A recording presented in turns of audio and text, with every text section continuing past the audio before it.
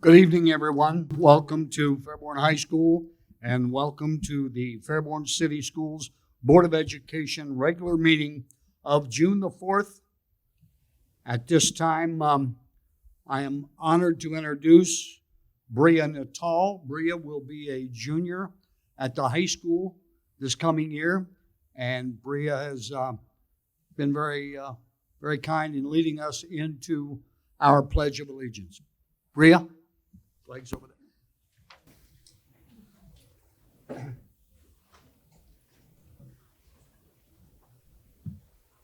Allegiance to the flag of the United States of America and to the republic for which it stands, one nation, under God, indivisible, with liberty and justice for all. Thank you, Bria.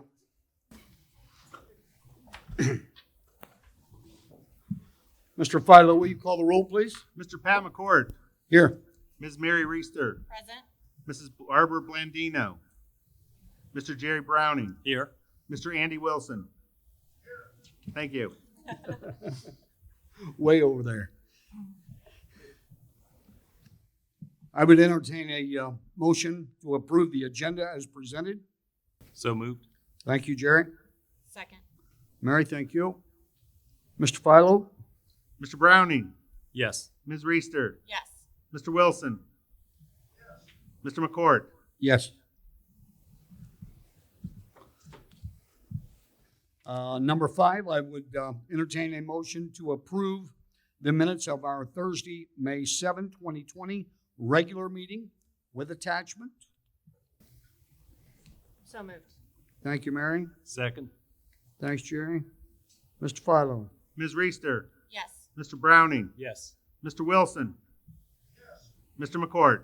Yes. At this time, I would introduce the superintendent of our Fairborn City Schools, Gene Lawley, for some announcements. Good evening, everyone. We welcome those who are present for our school board meeting this evening. We understand some people are here to make their presence known and voice heard in regards to certain staff members and officials of our district. Please know that the board has heard the complaints pertaining to these individuals, and we take these matters very seriously. As reflected in our board policies, we are committed to maintaining a work and learning environment that is free from all forms of unlawful discrimination or harassment. We also understand that public employees have the right to due process, meaning an opportunity to receive notice of complaints against them and an opportunity to be heard prior to taking any action. To that end, and as reflected in the board's agenda for tonight, we will vote on retaining an independent investigator to review the complaints we have received, to interview witnesses, review evidence, and prepare a report with findings and recommendations on whether our policies, guidelines, and regulations have been violated. Once this investigation is completed, we will study the evidence and make appropriate decisions guided by the facts and our authority under the law. Until then, we will not comment on matters pertaining to any individual employee or public official. However, we will certainly listen to our community members should you wish to address the board during the public comment portion of tonight's meeting. In order for us to conduct the business of our school district tonight without undue disruption, we will ask that you save your comments until the public participation portion of this meeting. Thank you in advance for your consideration. Now, I have a special announcement that I'd like to make, and it is an outstanding, exciting announcement for the Fairborn City Schools. I've been in education a long time, and this is something that I've never seen happen in public education. The Fairborn City School District received a generous donation of $750,000 for the specific purpose of updating and adding technology for student use. This generous donor has requested anonymity. This incredible gift to the Fairborn City School District will allow the district to advance and accelerate its technology plan. The district has a detailed plan, which includes transitioning to a 1-to-1 ratio for students with technology. With the onset of the current pandemic, the district has increased focus on understanding our families who do not have adequate access to technology and Wi-Fi outside of school. We surveyed all Skyhawk families to a better understanding of each individual family needed regarding technology. With this survey information, we are planning for technology advancements that will be accelerated by this generous donation, beginning with a 1-to-1 technology devices at Fairborn High School. The district is currently 2-to-1 with the student technology ratio district-wide, but only during the school day. This anonymous donation will allow us to expand beyond the walls of our school buildings in supporting our students. The generosity and forward thinking of this Fairborn graduate will forever change the technological landscape of the Fairborn City Schools. This donation at this time is helping us advance our first priority, the students of Fairborn and their education. The purchase of this technology will ensure, starting with Fairborn High School, that every student has technology that can travel between home and school. This also enables our faculty to enhance educational opportunities and curricular options. With uncertainty of the future regarding the COVID pandemic, the establishment of viable educational options will be critical moving Fairborn with the preparedness for better instruction. Under the direction of Dr. Sue Brackenhoff, Director of Curriculum and Instruction, and Emily Geisel, Supervisor of Technology, they have been hard at working and developing a technology plan and a timeline during the time of our school closure. And trust me when I say that Dr. Brackenhoff is very excited to announce that beginning in the fall at Fairborn High School, as I said, we will be going 1-to-1 with the technology.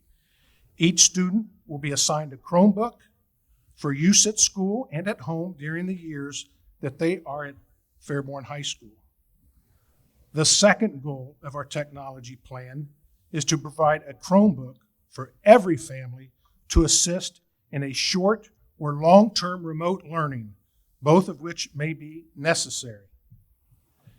As we go along here, there will be more information regarding the family Chromebook, which will be distributed in the near future.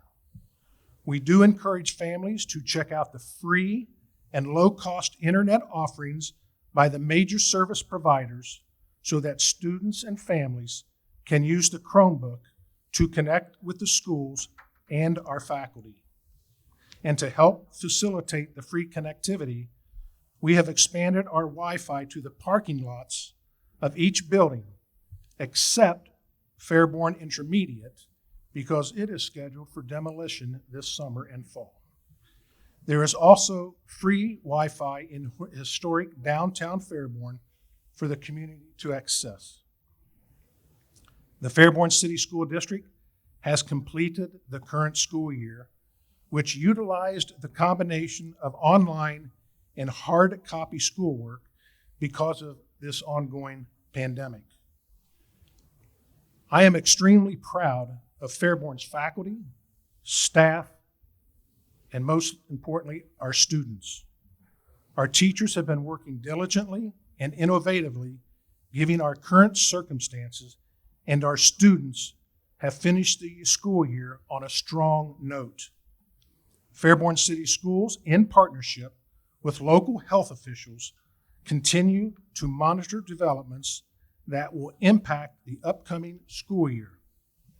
Utilizing information from the Ohio Department of Education, the Ohio Department of Health, and Governor DeWine, the district is continuing contingency planning for the future, meaning Fairborn will be prepared for multiple scenarios regarding the upcoming school year. And with that, I would like to present this Board of Education with a $750,000 check.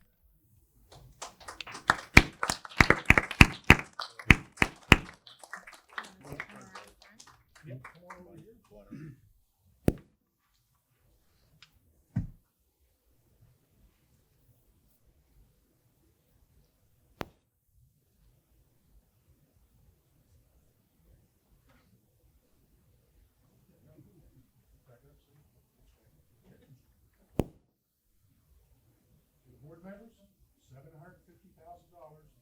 that will benefit the kids of this district. Congratulations to everyone.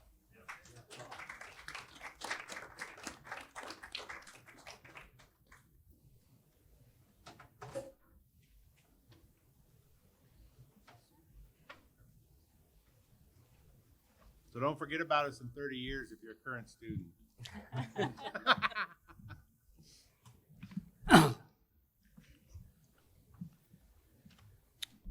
Thank you, Mr. Lawley. Anything else for right now? Nope. Okay. Not right now. Board reports, and for the good of the order, please. Mary, would you start, please?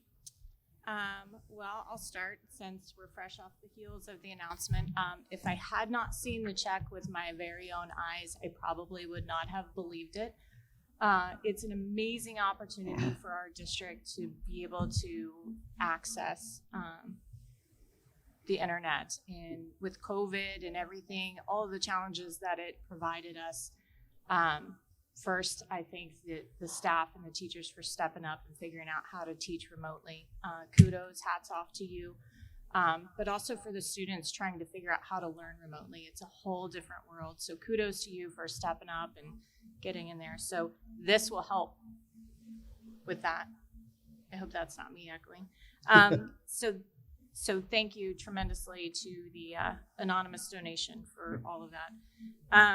Graduation. Last night, we had the first of 4 ceremonies.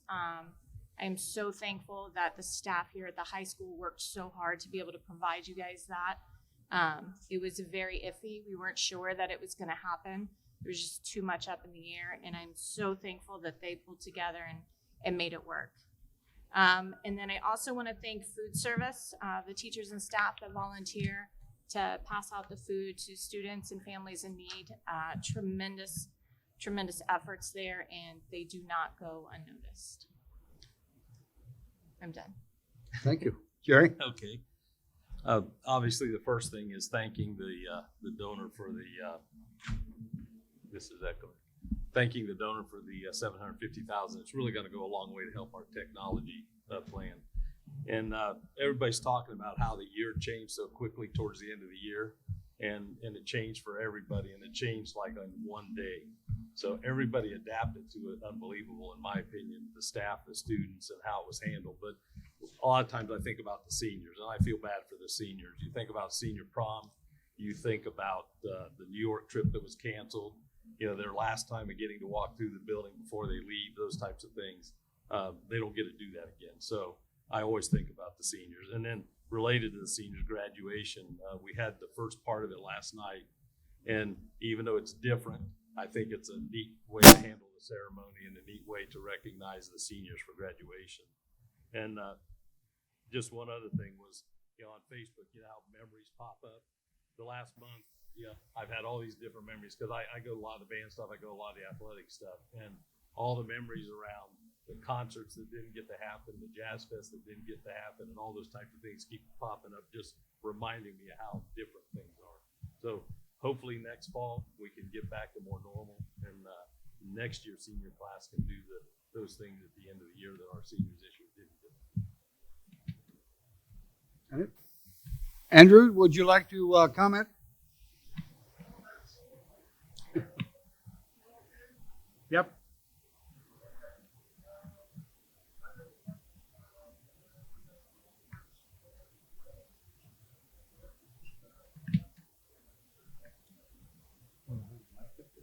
Here, can we put a mic to it?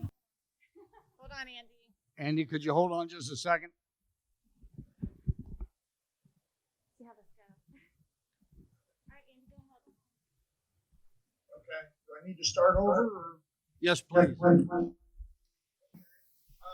I want to offer condolences to Mary and her family for the untimely loss of her brother recently.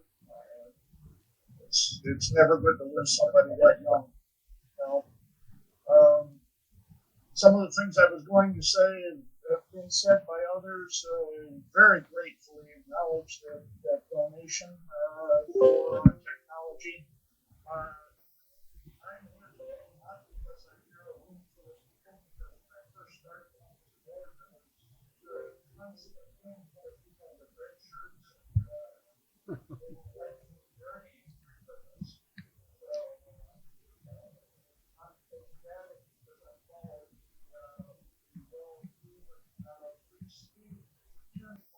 during the coronavirus, which avoid crowded spaces, avoid closed spaces, and avoid close conversation. And it seemed to work quite well for them. So, also want to acknowledge the outstanding letter that our Fairborn Police Chief Terry Bennington wrote, condemning the recent events in Minneapolis and police officers involved there. It takes a good deal of courage for a police officer to come out publicly and say that some of the brotherhood was not behaved properly. Also want to acknowledge our visitors. Thank you for the passion and the interest in coming out for a board meeting. Most of the time we have nobody or very few people in attendance. So thank you for that. Also want to thank everybody involved in what we're going to vote on later in our contract agreements. There are a lot of people involved in getting an extension to our contracts because of they were due to expire, and there's a lot of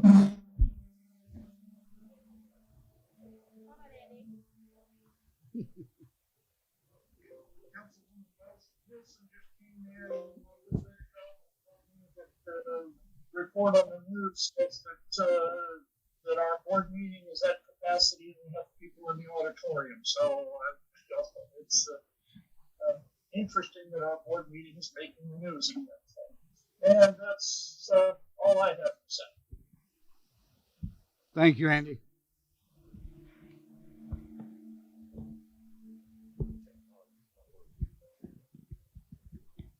That's part of that technology we're going to fix.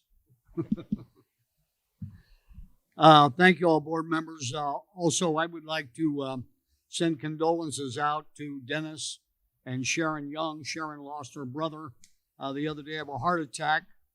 If you don't know Dennis and Sharon Young, you will know them when I tell you that they are everywhere taking pictures. These people show up at music events, athletic events. Dennis flies his drone, the awards programs. These people are everywhere, and they had a graduate a couple years ago, maybe. Yeah, and so our heart surely goes out to them. I hope each and every one of you get to go downtown to see the posters of our seniors proudly on the poles, both down Main Street and I think down Central Avenue. To all of our seniors, if you're a senior and you're here, I just want to thank you for all your hard work. We are trying and have tried our very best to send you out with honors, but know, and I think someone said last night at the opening graduating ceremonies, you're a class that will not be forgotten, that's for sure. To the juniors coming in, I don't know how you're going to beat this one, but I'm sure you're going to work hard to do so. Also like to thank the staff, as mentioned before, for the work that they've done over the summer, including our custodial staff for what they have done to keep these buildings clean and safe. They have done a tremendous job. Thanks to Becky Zink for the graduation that we started last night and will continue next week. And as Gene mentioned, and I just want to say thank you to the team on this $750,000 donation and everything they've done. Dr. Brackenhoff and Emily Geisel and all the team. But I was told the other day that Sue Brackenhoff, she brought it home. So thank you very much. And that's, I believe, all I have. Yeah. The next one will be recognition of visitors and public comments. Mr. Philo. Mr. President, we have 14 people currently signed up. We'll go in order as they signed up. Amaya Channels. Amaya, right? I knew I would butcher that. Go ahead. Yeah. Yep. So I'm gonna have you come up to the microphone. Okay. Hello. Oh, okay. I'm just gonna hold this. Good evening, everyone. My name is Amaya Channels. I am now a senior at Fairborn High School, and I've lived in Fairborn for 7 years. And ever since I started my high school career here, I have experienced racial discrimination, and not only from my peers, but from my teachers as well, including Mr. Blandino and Mr. Dysinger. Sorry. I remember my freshman year when there was a peer of mine and they called me a racial slur, and I reported it to a teacher, and they wouldn't let me report it because I say it in songs, so it shouldn't offend me. Experiencing racism from my peers and my teachers have emotionally scarred me to the point that I don't even want to walk in this school, because I feel as if I'll never get justice or never get heard, especially after when the band had a group chat and said several racial slurs about Black people in this school and in general. I didn't like there wasn't fair actions taken about that situation, and I know my peers of colors agree with me because I don't feel like there was any justice made. Numerous times I've reported the mistreatment I've been getting and actions haven't been taken against the teachers who have discriminated against me. But me, being one of the multiple victims of this, I got disciplined. When I'm only standing up for my rights, I just really have a hard time grasping that. There's been so many times where this has happened and there's no fair actions have been taken. So this is my stand for a change, so that my sisters and brothers of color can be treated differently and equally. I would love the school to start taking any type of action to stop the discrimination and take more serious actions against this. I want Fairborn to make sure there are disciplined actions against teachers or students who are held accountable. My school should be a safe place, and I should feel safe here no matter the reason at all. Hopefully you heard my voice and you'll take action against it. I would like to thank the board for listening to me, and I would like to thank the people who have gathered here tonight as well. Thank you all, and I hope you guys have a great night. Thank you.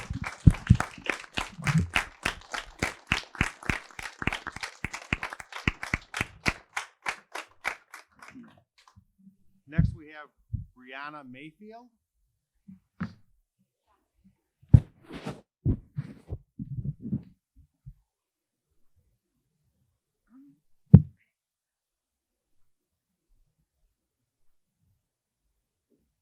I cannot speak on behalf of the Black community, but as a Fairborn alumni, it's my duty to speak up. Racism has no place in the classroom. That's period, point blank. And I ask that the Blandinos be removed. The comments made on social media show implicit bias, which is detrimental to a healthy learning environment. It prohibits students from reaching their full potential, and it prohibits students from having a teacher they feel they can reach out to. Some of these offensive comments were made on student-run accounts, which are supposed to be supervised by, in this instance, Mr. Blandino. This tarnishes the name of our school and our reputation. Our children deserve educators who support everyone regardless of race, gender, and sexuality. And I know everyone has a right to freedom of speech, but no one is free from consequence. I urge you to really think about what the comments made mean and the true colors underlying them. I feel that these comments should not come from an educator's mouth. But that's all I have to say. Thank you for your time. Thank you.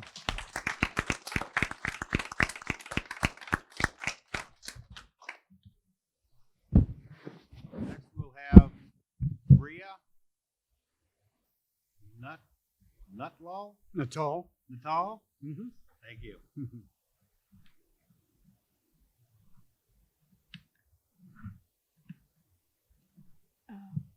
Hi. I'm Bria, and I'm an. Can you hear me? Okay.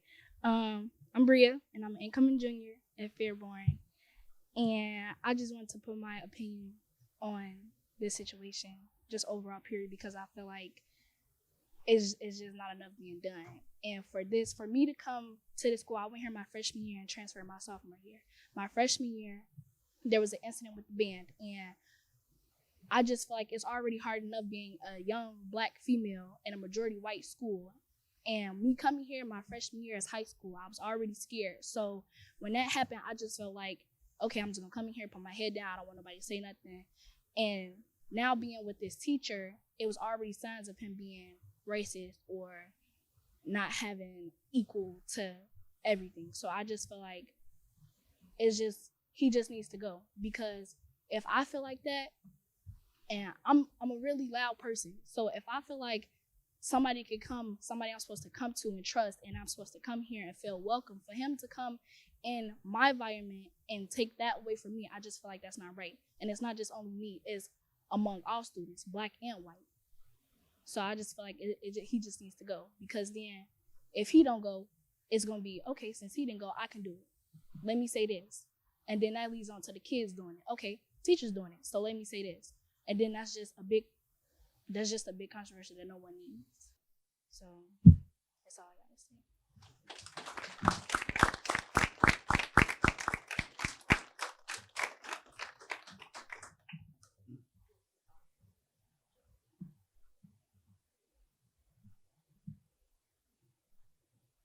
Next, we'll have Chris Mustard.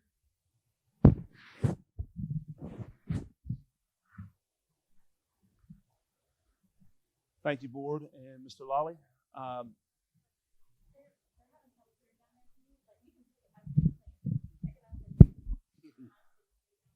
Okay. Thank you, Board and Mr. Lawley. Appreciate the opportunity to speak. I am here because I am disgusted at some of the comments that have allegedly happened. I've been witness to see them on social media, and I come today as a member of the Fairborn community for the last 7 years, and I come especially as a father of an incoming senior and a former coach.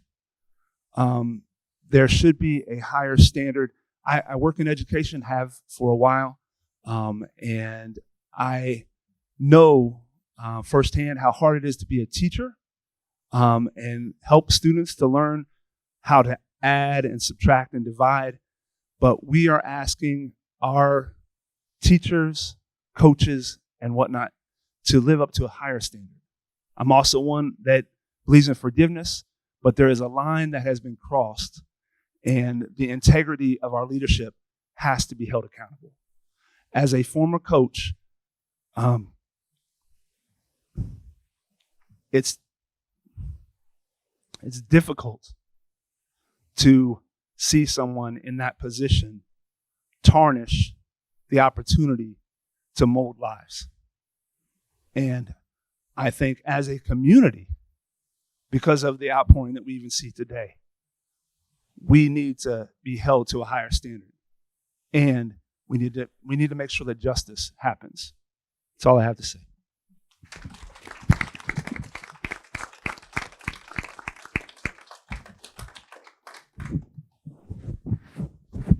Gabby Kovacic?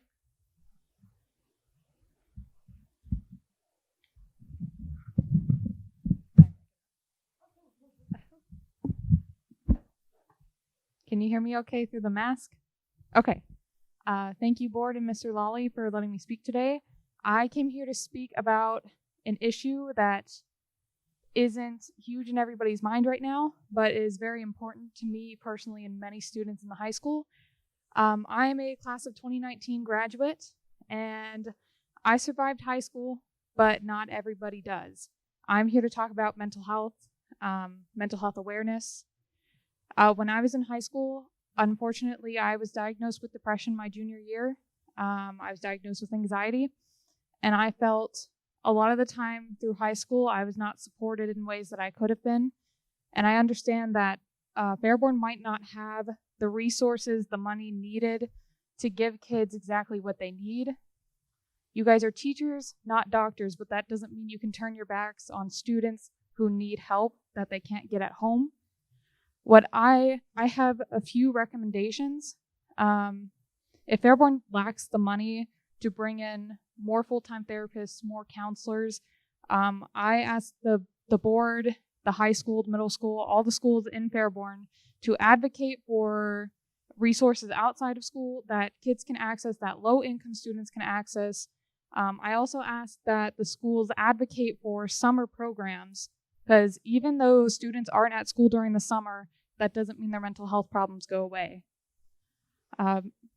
The summer between my junior and senior year was one of the worst, and I felt I had nowhere to go to. And though that is not completely the school's fault, it affected everything related to school in my life. I went from top of my class, soon to be valedictorian, to nearly dropping out of school the beginning of senior year because I could not cope with the things that I was dealing with. And it disappoints me that the school doesn't do more. There were 2 suicides in my time at high school. One a student, one a teacher, and both times the school failed to address suicide in students, depression, anxiety, and I feel the school needs to take more action. You need to advocate for your students. You need to provide resources for your students. It's disheartening to see so many students suffer through this and have nobody to turn to. Some students don't have loving families like I was lucky enough to have at home. And even during the time when I could turn to my family, it was difficult because sometimes when you have depression and anxiety, the last thing you want to do is to talk to anybody. So I feel that the school needs to take more action to reach out to students who may be suffering, students who may not realize they're suffering yet, because depression can come on slowly and you may not realize that you're suffering from something, and then by the time it hits you the hardest, it's too late to find help because you can't find help. You feel like there is nobody there for you. So I ask that the board look into resources for students, and if you can't find resources, if you can't provide them, turn students to where they can get help. I am currently in college, and what I find is most helpful are programs where you can sit with therapy animals, where you can talk to people who will not disclose your information anywhere, such as 24/7 hotlines. I wish the school would provide more information to students who don't feel like they can reach out to their teachers but still need that help. And that is all I have to say. Thank you for listening.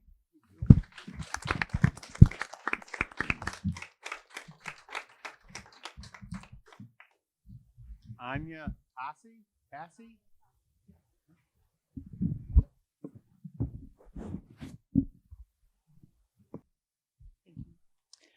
So I was in downtown Fairborn today. I actually organized the protest that was there.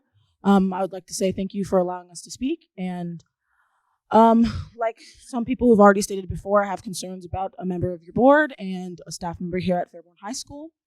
On social media, when confronted with a post that was advocating for Black Lives Matter, saying where you can't decorate for a party, you can't ask a cop a question, cash a check, take out your wallet, can't run, can't breathe, can't live, and all the names of victims who had fallen to police brutality, Barbara Blandino commented, "Nope," under the post and started arguing with alumni from Fairborn High School. Aside from that, on student-ran accounts, Mike Blandino has posted things from student-ran accounts on Twitter in regards to information. One, don't know if the information was cited correctly or not, so who knows if he was actually commenting on accurate information. Saying things like, hang all three, or don't listen to it. It's Obama paying you to sit on your ass, from the FHS yearbook Twitter account. Like other people have stated, I do not think, regardless of your opinion, racism and any of your opinion should be present in the classroom, because this is the youth of America. People are growing up here, and Black people have said they want to feel safe, especially for our students of color. Fairborn has always advocated. I've heard that they are preaching diversity and they want their school to be diverse. We have a unity day. Our football games are great, but when it comes down to it, I'm not seeing it. And even going here, I had friends who felt like they couldn't be supported, or there were students who would bully other students for their differences, race, gender, sexuality wise. And I just don't think that anyone's opinions about those kinds of things should be present in the classroom, because classrooms are supposed to be safe zones. And I just ask that if the vote says that we should do this investigation, that, like others have said, you really look at the point of the post and not just for what it was, but what lies underneath. Because what he's saying on student-ran and personal accounts is not for all students. And as a teacher, you should be advocating for all of your students, and you should be helping them and shaping them to adults that can make great decisions and advocate for what they believe in. I've had him personally in class in personal finance, and I felt like a lot of the time he was antagonizing other students, or he'd have arguments with other students, asking them if they were Trump supporters or not. I've seen him harass people in the hallways. I've heard things about him making fun of the students who are mentally disabled or delayed, calling them retards. So I've had no positive experiences with him, and I really just ask that you really look into this and not just try to brush it off because we're applying pressure. Because outside of this needs to continue and be a standard for Fairborn High School, that you guys are holding your staff accountable and you're letting students who have stories, like the young lady that spoke earlier, that she is heard. Not just white students, not just students who fit society's standards of what is normalized. All students need to be heard, and they have a right to be heard. Thank you.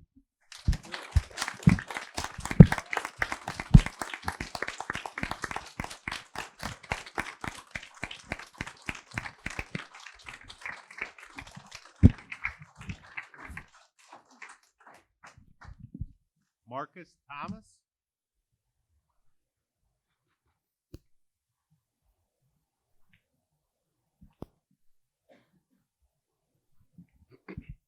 Hello, how's everybody doing today? My name is Marcus, and although I'm not a student here, I am a resident here, pay taxes, and a lot of people that look like me go to this school. It's disgusting to see what happened and things like that, because he obviously showed his true colors there, and how is suspending him in the summer going to, actually make him think about his actions and things like that. Because after that suspension is up, he's going to come back. When he comes back, all these other kids are going to come back and see him. You already done heard all these stories. It's just going to keep repeating itself. It can't keep repeating itself. If you want everybody here to feel safe, you guys preach about diversity and being equal and things like that. You guys got to show it. It's all with the actions, it's not with the words. It's all with the actions. So, this man needs to be brought to justice, This can't happen. Like, how do you guys allow this man to keep his job, especially these actions like this?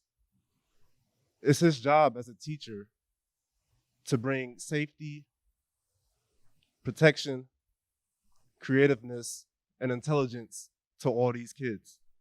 It sounds like all these kids are not getting all of that, at least equally.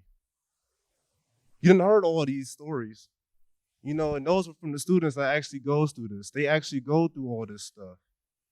you guys don't really see all this stuff that I'm sorry. You guys only see all this stuff that goes on. You guys aren't living through it. You guys aren't like feeling it. You guys are on the outside. These people are on the inside. And I'm just asking that you guys please just listen to them, take what they said into consideration. Think about the message that you guys are not only putting out to the students, but to everyone else around the community. You know, this just, it has to stop. As a taxpayer, I don't want my tax money to fund stuff like this. I don't want Fairborn High School to have this parentheses next to his name. And please just listen to these students, listen to what's going on. Do not let that check turn a bad eye or bat an eye or turn your head on what's going on or the issues of what's going on inside these walls of the school. Because although, like I said, I do not go here, I love this community and I love this school and its beautifulness, its diversity and everything. So please just think about what you're doing. Think about every single one of these kids in here. I'm sorry, all of these intelligent young people in here.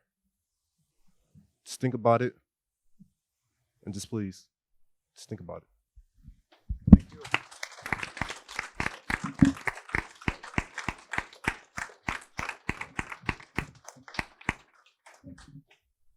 Quentin Williams. Mike's down in the auditorium. Wheaton. We check down in the auditorium, Sue. Williams. Oh, there we go.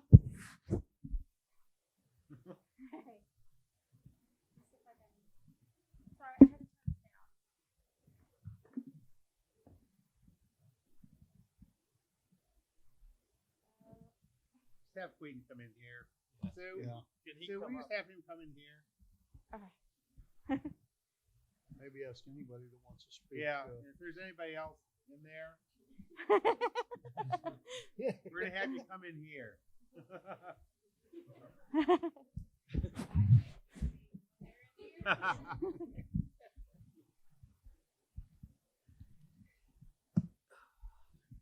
Yeah, Michelle Coleman's down there as well. All right. So.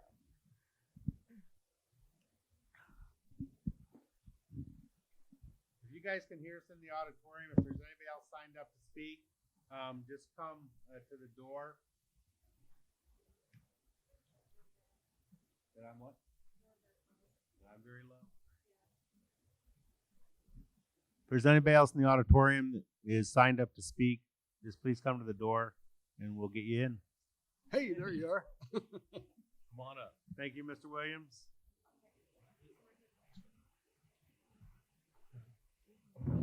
Hi, everyone. My name is Quentin Williams. I'm not a student. I am not a parent. I'm not a resident. I'm an uncle of a Caucasian student. So this is very important to me. I feel like a lot of people don't really know how to take action about this. I'm going to keep it short and simple. I heard a lot of students today. I've complained about a lot of teachers. Sorry, I'm out of breath. I just ran upstairs. They have complained about a lot of teachers. And I'll keep it short and quick. We demand policy. We demand them be fired. The gross things that I've heard, we demand their license be taken away so they can't teach any more students.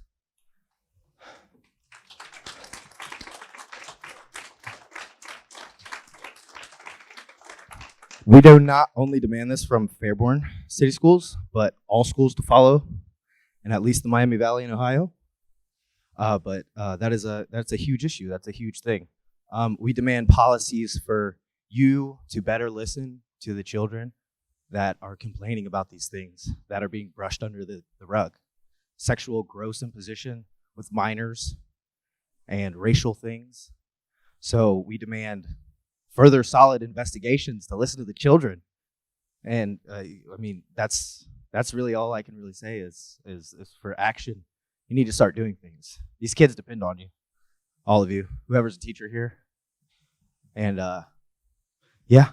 take action now. We want them fired.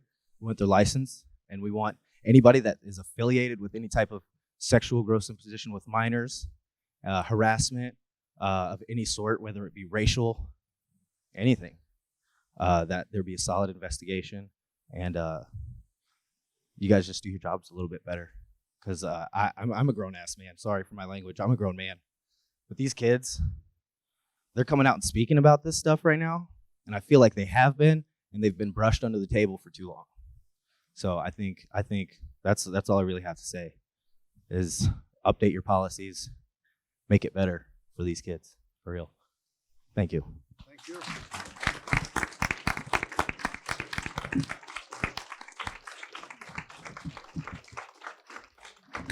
Justin? Justin?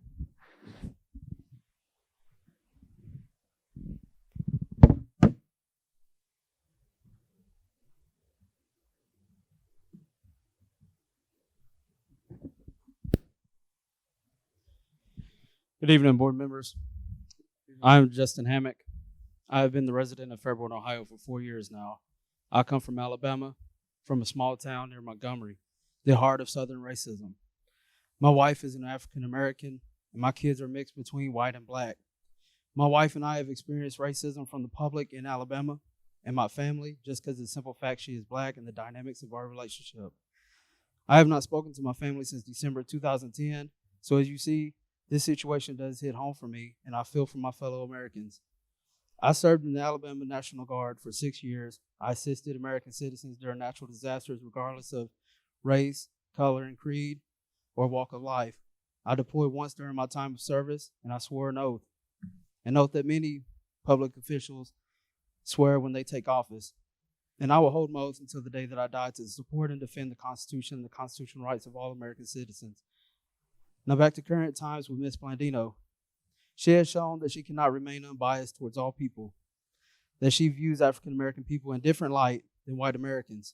No person that is in the position of hers should have the ability and free reign to be blatantly prejudicial towards African Americans, especially our children. Our children understand that all are equal. My daughter has friends of all races and walks of life. If children understand this, I cannot fathom why in the world adults cannot. Ms. Blandino, you have brought shame upon your position in the Board of Education and upon the Fairborn school system. I stand here as a citizen of Fairborn, Ohio, requesting that you resign from your position of the Board of Education. And I look at the Board of Education, look at you in your eyes, that you will perform appropriately in this matter. Ms. Blandino, you are an elected official appointed by the people of Fairborn, Ohio, and you have failed the people by conducting yourself in the manner in which you did on social media. You have lost my trust and the trust that you will perform your duties without prejudice.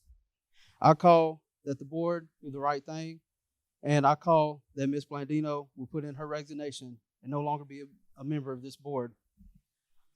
With that being said, this is my official complaint of misconduct, and I'll read it, and I'll also approve board policy submitted to y'all for y'all to sign and give back to me, showing that I've submitted it to the board. I, Justin Hammock, formally request to put a complaint of misconduct against Fairborn, Ohio Board of Education member, Ms. Blandino. Ms. Blandino spoke out on social media on current topics that are extremely controversial. Her comments were gravely insensitive to the plight of which certain Americans are experiencing during this time. I will attach copies of screenshots of what she did and also policies of which she broke and violated. Again, I, Justin Hammock, am a resident of Fairborn, Ohio. I have a child that attends the Fairborn school system in District 10. Next year, I will also have a child that will begin primary school here in Fairborn, Ohio in District 10. This behavior of Ms. Blandino does not reflect the interests of the Board of Education or the interests of every child and adult that are in the district and a part of the Fairborn school system. Thank you, Board of Education, for hearing me. Thank you.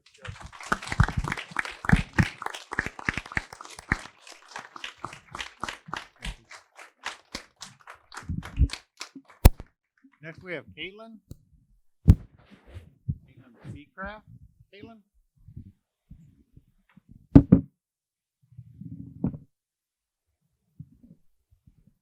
Hi, I'm Caitlin Beecraft. I am an alumni from the class of 2014. Mike Blandino was the leader of my group on the New York trip that unfortunately the seniors this year didn't get to take. Fortunately, he wasn't able to lead a group this year. I will say that. He also led my friend, who I'm going to leave nameless so that she's not involved in this, in that group, and she is a biracial woman, seen as a Black woman by a lot of people in society, who was extremely hurt by his comments. His comments, by the way, that I feel should be heard by the board. I was one of the people who screenshotted them when they happened originally because I was blown away. I am a white woman personally. My brother is a 6'4" Black man. So I've grown up in Fairborn, Ohio with him alongside me, watching the racism that happens blatantly and less obviously in this town for my entire life. I've lived here. My family's lived here. People have treated us differently as we went through Fairborn High School side by side. He was a senior when I was a freshman. Comments in the community were made about I should be careful about who I go home with, who I allow to take me home when my older brother took me home. Those views, that's not a rarity here. That's not. Fairborn, Ohio is known by other people outside of our town as being racist, and that issue starts in the schools. It doesn't just end when you walk out the door either. Comments are made, the ban comments that were made in front of people that I know, younger siblings and everything like that. And then as far as I understand, the only person who faced serious consequence in that was the young man who was called a racial slur. So clearly we need to take a look at what's going on. And these comments have been asked to stop for years now. For years, people have looked at members of the board, at teachers, at school officials, and asked that the racism stop, that the homophobia that goes on in the school stop, and nothing's happened.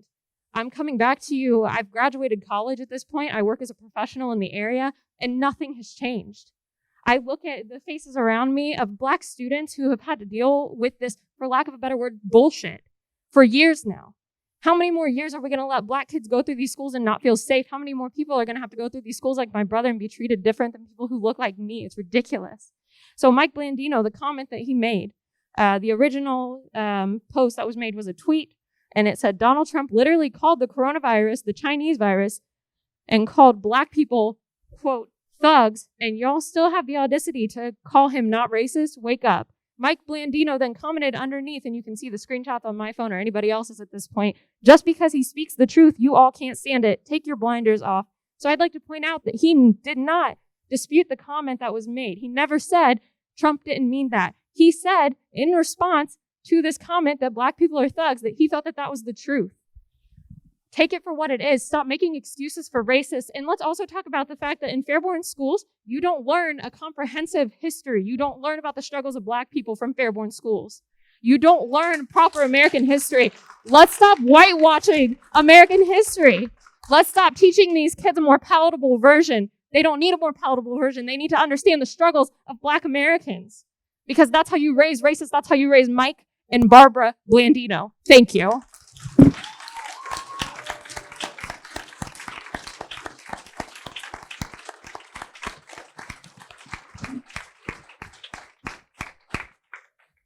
Next is Michelle Kuhlman. Michelle.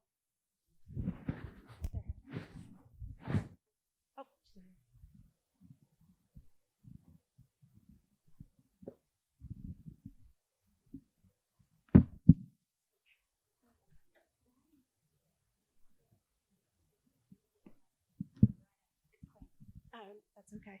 Thank you, Mr. Lally. Thank you, board, for letting me speak. I heard somebody talking about how Mr. Blandino picked on a lot of people. My son, Jackson, is a class of 2020 grad. He has 5 or 6 tattoos right now. Mr. Blandino goes, boy, I can't wait to see what you're doing with your life in 5 years. My son graduated with honors. He's going to serve his country for 6 years in the U.S. Air Force. He's got a lot going for him. So what if he has tattoos? But the reason I'm standing here, yes, I'm white. My kids are white. But my niece, who was a 2016 graduate of Fairborn High School, has 3 biracial children. We've never taught color. My kids have all had Black friends. But how do we raise these children coming up to not fear other people if our school district can't do it for us? We can teach what we can in the house, but if we come to school and the teachers are showing racism on social media, in the classroom, my son has said on several occasions that Mr. Blandino does not care who he talks about. We should not. We are all different color, but we are all here for the same purpose. That is to take care of our children, to take care of our community, and be united. My son always says that Unity Day is supposed to bring the school together. But if we have a coach and a teacher that is not showing unity, how can we show our children that? How am I supposed to help teach my 3 biracial children as they're growing up that their school district really cares about them if we really don't? So I'm asking you to do the right thing. Take Mr. Blandino out of the school district. Have Ms. Blandino off the school board. Show our kids just how much the Skyhawks mean to their community. Thank you.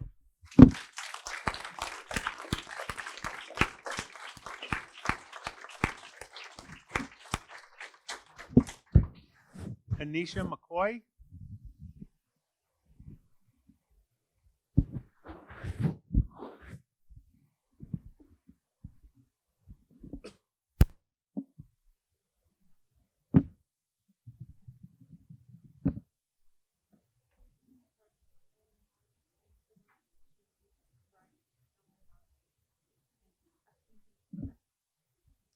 Hi, my name's Amon Hall. I attended Fairborn my junior year, about 2018. I had Mr. Blandino for first period, personal finance. As a peaceful protest, I decided no longer stand for the Pledge of Allegiance. That was just my decision. I had been doing it for quite some time, but one day after the Pledge of Allegiance, he decided to put on a video regarding why it's important to stand for the Pledge of Allegiance. It was not only me who did not decide to stand. It was also a few other classmates who are also African American. After that, when the video was put on, I already knew what it was and what he was trying to do, so I decided to be on my phone and decided not to watch the video. He proceeded to take my phone, turn it into the office. Anyone who's a student at Fairborn knows, usually for a phone violation, first things is a warning, which I had seen in class that people who would be on their phones, he would just take them, warning, okay, get it back at the end of class. He decided to take mine, first offense, to the office for my mother to pick up. I immediately contacted my mother right after, told her the situation, told her how I felt immediately, how I felt like I knew it wasn't right. And it's ridiculous. Like, he had a whole magma hat hanging up. Like, and that's your opinion, but it's like that flag and that hat means different things to different people. That's not going to make everyone comfortable. I respect all opinions, but when you can't, that's not comfortable. Teachers shouldn't do that. If I ask a teacher their political views, they always tell me they're not allowed to say that. But he's allowed to have a hat that portrays directly his political views. Not only that, talk about it. It's not right. So, I'm Amon's mother. When this incident occurred, this was 2 years ago. Amon had been in the district for some time, and I tried to contact Mr. Blandino, and then I ended up in contact with the assistant principal. But his recommendation was for a in-house suspension for this incident and or detention, which would have went on my daughter's record. And she had never had any behavioral issues.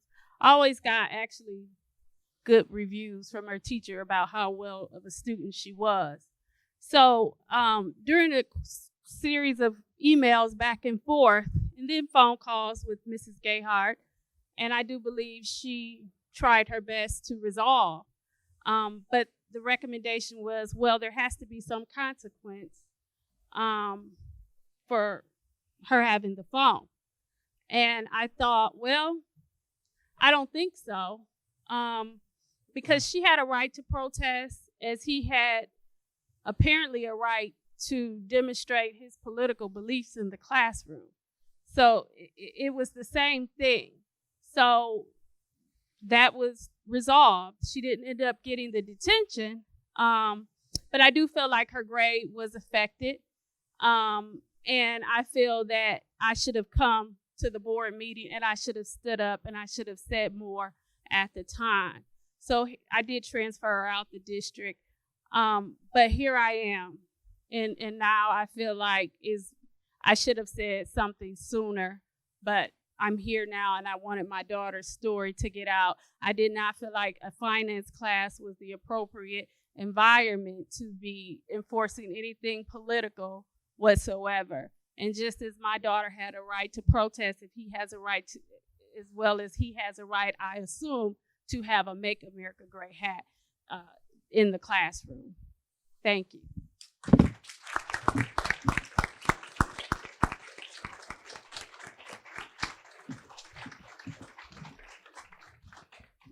Kayla Gay. Kayla?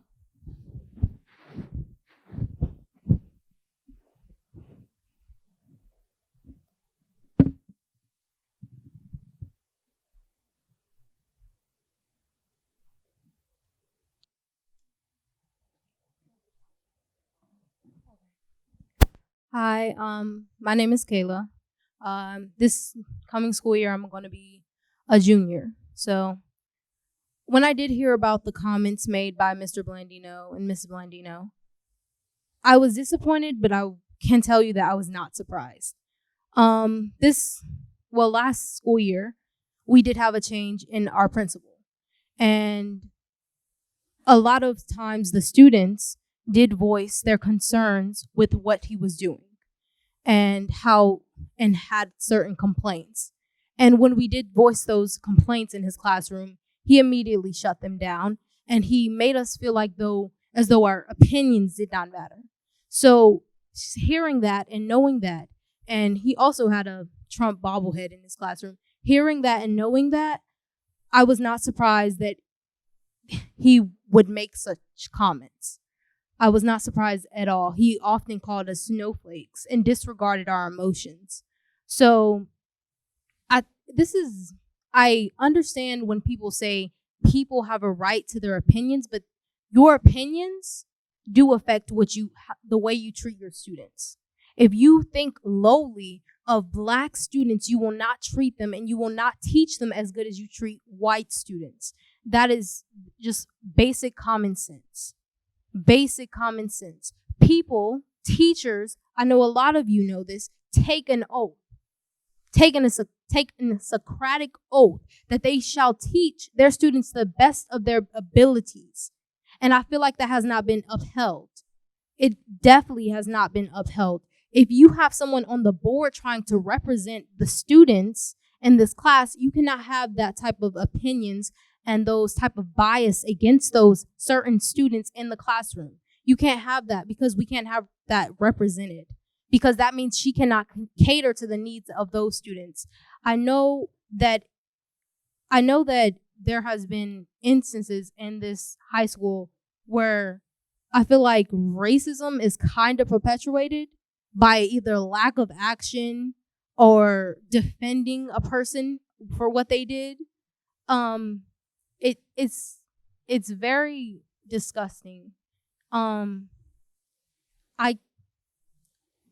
curriculum at this school has a very colorblind tone to it. When we learn about history, we learn about it from a white man perspective. When we learn about history, when I thought I was taking a world history class, I thought I was going to learn about world history. But people of color were not even talked about unless they were the object of a white man's action. We were not talked about as individuals that had our own ideas, our own inventions, that we were not spoke of that way. So I feel like this is Mr. Blandino. This is our curriculum. This is the way that we treat people when they have racial harassment in the classroom. This is how we punish those students. This is bigger than just Mr. Blandino, but this is where we start. This is where we start.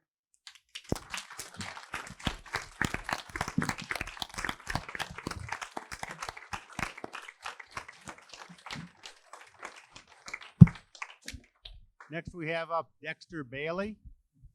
Dexter. Well, Mr. Bailey's coming up here. We have 3 more that have added to the original list. If anybody else wants to sign up, please come up here and do so, or see Dr. Brackenhoff in there. You're welcome to sign up.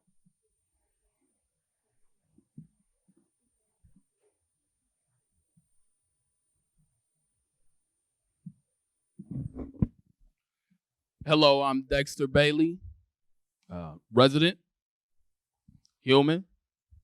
In light of recent events in Minneapolis, with the effect of protests standing in solidarity against the segregation of African Americans, especially during the misuse of government power, be it federal, state, or local, I stand here today shocked, confused, and confounded. Even if it was a misquote of the president. For a staff member to agree that all black people are thugs is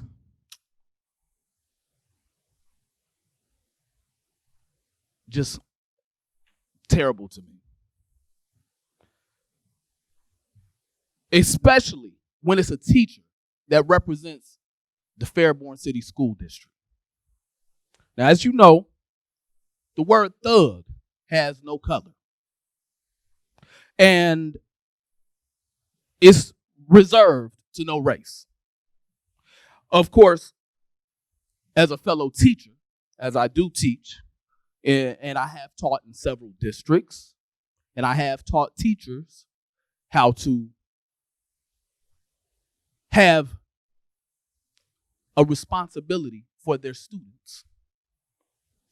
I feel that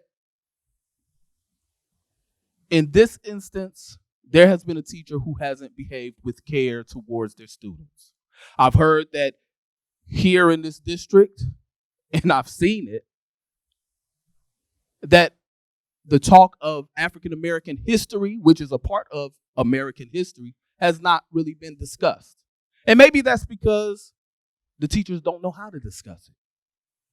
I wonder if you can get teachers that know how to discuss it. I have heard that there has been people who have talked down to students because they're of a different race, or because they're a minority, or because they're from a certain area, even here in this city. And I wonder, how do you help your teachers not be biased towards their students, not come in and think this is the path that this student will take because this is where this student is from and there's nothing that can be done? You know, I want to know how you will help not only guide your teachers in behaving with care and sensitivity towards their students, but I want to know how the board, as well as the superintendent, will take the lead. Because what happened in Minneapolis didn't start after 17 years of that police officer being in service. It started with him being in school. He had to learn it from somewhere. And all of our students have to learn it from somewhere. All of our students have an opportunity to grow, learn, and know what it is to be compassionate, and know what it is to treat each other like humans, the humans that we are. So, I charge you, the board, and, Mr. Lally, to help us, assist us. Because, see, I'm not a thug. I'm not a miscreant. I'm not a savage. I'm human.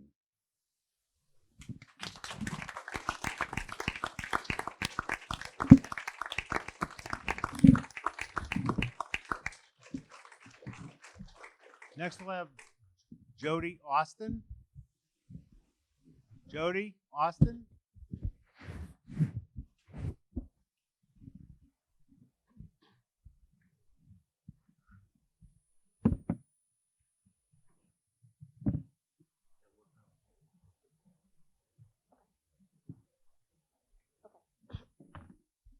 Hi, my name is Jody Austin, as you just said. A lot of you know me. You've seen me play basketball or soccer or whatever sport. You know, I'm a pretty decent kid. Try to stay out of trouble. So, my sophomore year, as you've heard many times before, there was the band incident where a group chat was made, and an African American man was disrespected. And in doing so, that really tainted Fairborn. And I felt, as many of my peers did, that it was not handled properly at all. And then, my junior year, I decided with a couple other students to create this thing called Diversity Club. We wanted to spread awareness and racism and just help people feel more comfortable in their own skin and their own culture and their religion and whatever it may be. We wanted the school to be more diverse, and we just wanted the hate to stop. And then senior year, this is my senior year, and this is happening. And I'm tired of it. I'm tired of hearing about racism at Fairborn. We're so much better than this. I'm a Skyhawk, and I'm so proud to be one. But there's so many people that I hear from that are not, and that makes me so sad. And I can't even tell them, no, it's okay. It's just some stuff that's going to blow over, but it's not. I mean, it is because it's being pushed under the rug, but it shouldn't be. There should be a stop to it. We're better than this. And you guys have the power to end it. Now, speaking on the Blandino incident, hang all three? What kind of teacher says that about anything? I mean, honestly, what kind of teacher uses their platform to say hang all three? And then for a member of the board to go, nope, to fighting injustices and ending racism, why wouldn't you want to end racism? Why would you want to agree with that? Why would you want to support that? I don't understand that. And then something that I haven't heard yet, a peer of mine heard Mr. Blandino in class. He said it out loud. He called the coronavirus the Hong Kong flu. Who says that? What kind of teacher says that? I don't understand, and I don't think that should be in any classroom, but especially Fairborn, because we're better than that. And I really, really want that to be so emphasized, because I truly believe we can make change, but we cannot do that if we just continue to allow it to happen. We need stricter policies on racism. We can't just keep letting it get swept under the rug every time someone calls somebody a racial slur. I'm just tired. I'm so tired. And I just deleted my speech. Wow. That's cute. Okay. I am 17 years old and about to go to college to play basketball. And yeah, I'm here having to remind people that this shouldn't be happening. And I feel like I shouldn't have to do that. But it happens so often that I have to. I should be at home playing Fortnite or something, but instead, I'm here. I shouldn't be here. None of these people should really be here on the same topic. And I mean, you guys have the power to change that. We need stricter policies. We need Blandino out and his wife. I mean, they messed up, and they should never, ever be allowed to do that ever again in any setting. That's it. Thank you.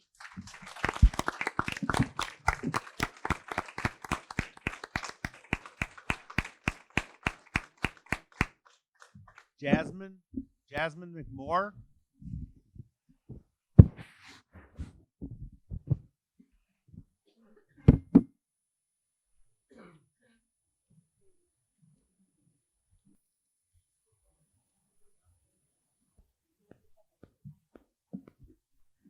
Oh, okay. Hi. A lot of you already know me. But I just want everyone to take a second. No writing, no talking. Just everyone, I need y'all to really think. I'm going to ask a couple questions. If it applies to you, you'll feel it, you'll know it. But if it doesn't, you'll still know it, you'll still feel it. Has anyone in this room ever been racially profiled?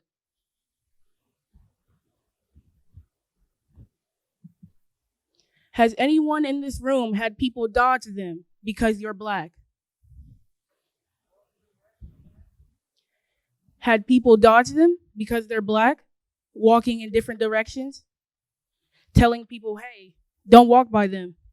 Or they start talking to their kids, telling them, hey, we don't like those people. We don't talk to those people. Has anyone in this room been called a racial slur?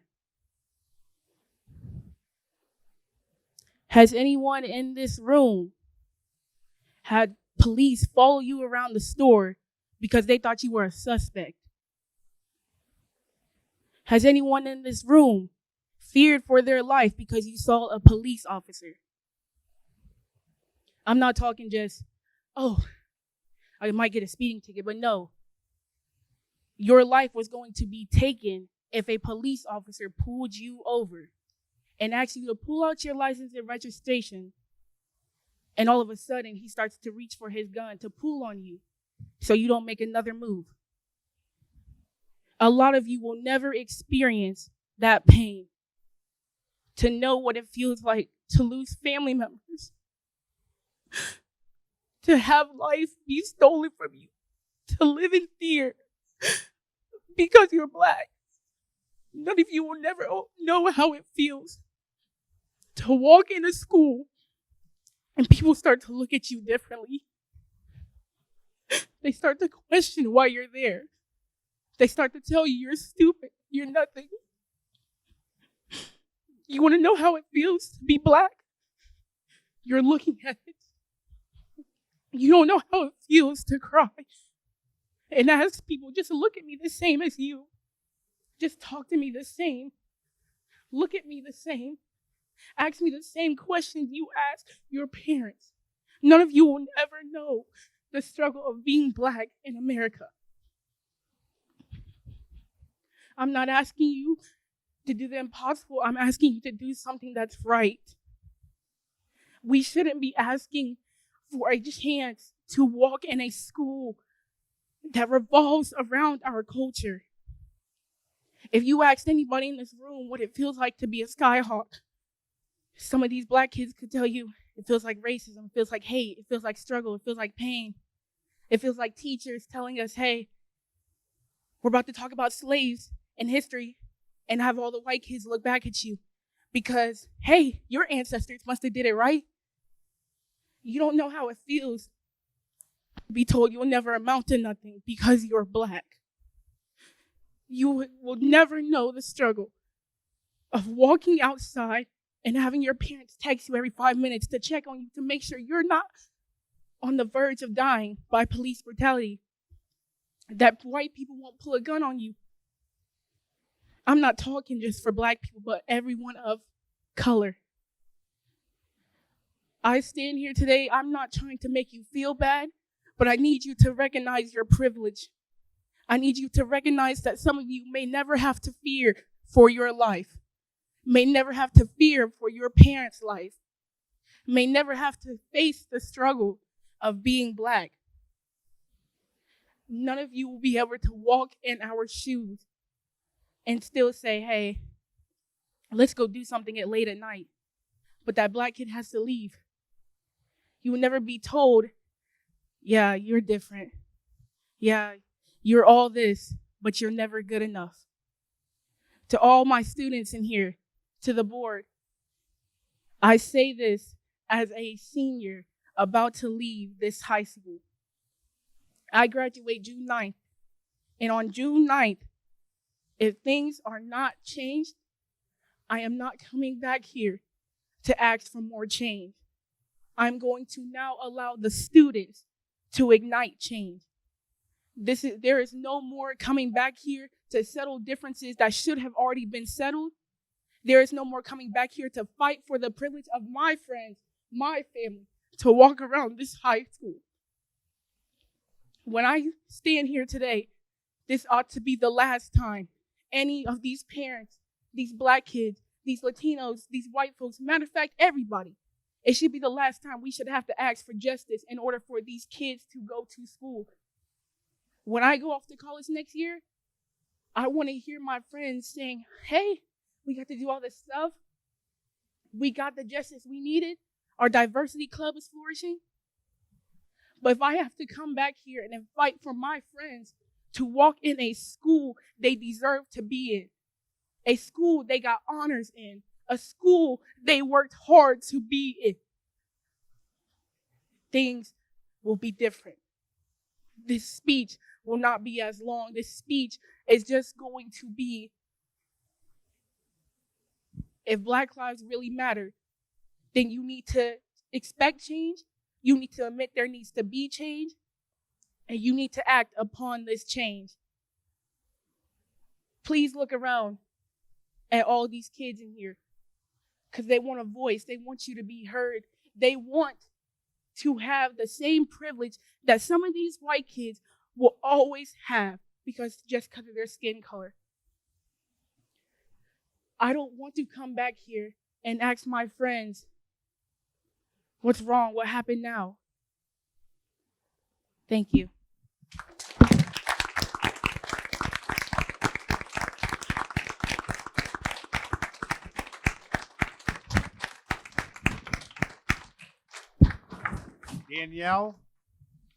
Danielle Dukes.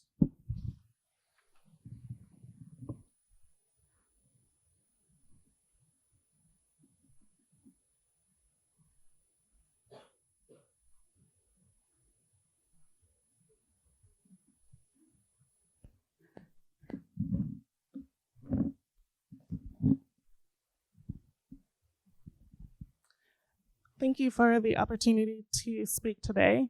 My name is Danielle Dukes, and I come on behalf of the Dukes family who have resided in Fairborn since 1984. My brothers, my sister, and I have all graduated from Fairborn High School. I'm a former Fairborn athlete, an alumni of the class of 2004, and a former coach of your 7th grade girls middle school basketball team. I want to make it clear that my sole purpose of coming here today is to express concern in regards to the social media posts of Mike and Barbara Blandino. My expectation is for the Board of Education to take swift and appropriate action by removing both individuals from their current positions. The crazy thing about the internet is that it leaves a lot to interpretation. It does not matter what you think they meant or said. It matters that in the context of today, at this point in time, after the Black community has witnessed from Ahmaud Arbery, Breonna Taylor, and now George Floyd in the past 2 weeks, compassion and understanding are warranted. Human lives have been extinguished. People are scared, hurt, upset, and angry. As a leader, as an educator, as a person in position of authority, especially one who interacts with impressionable students, you should know and understand the power of your words, and you definitely shouldn't put yourself in the position where your comments can be left to interpretation on social media. I was born in this town. I will forever be a Fairborn Skyhawk, but I'm coming here to advocate for the young people that I see here today. We need to do better. We can do better. Thank you.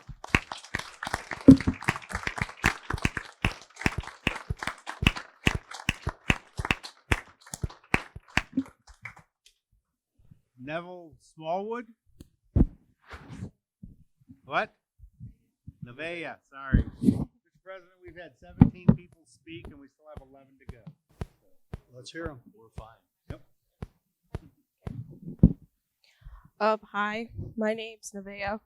I've been coming to Fairborn since 4th grade, and not only have I been bullied, targeted, or avoided because of my skin color in Fairborn High School, I've been doing this since Baker Middle School.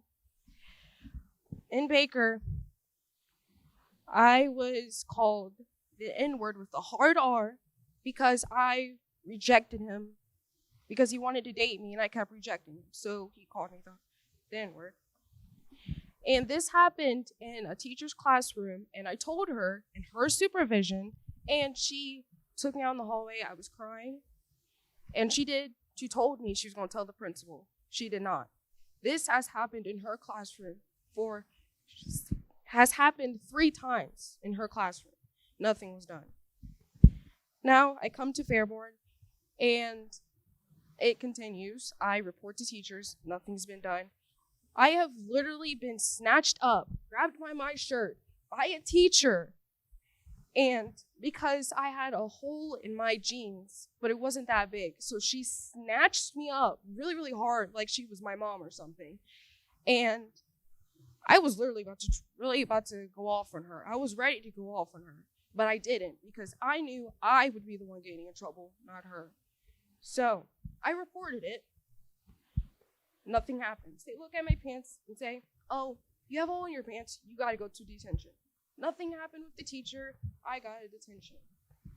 Ever since then, I have not reported a single incident about something going on with me about my skin color because it has showed me that nothing is being done about it, like at all. There are not only racial comments going on with group chats or with teachers, they're also going on sports teams. The teams that represent Fairborn High School, and students are getting away with them, and nothing's being done. They're not being kicked off the team. Like, they're not being suspended. Nothing's going on, and these are being reported.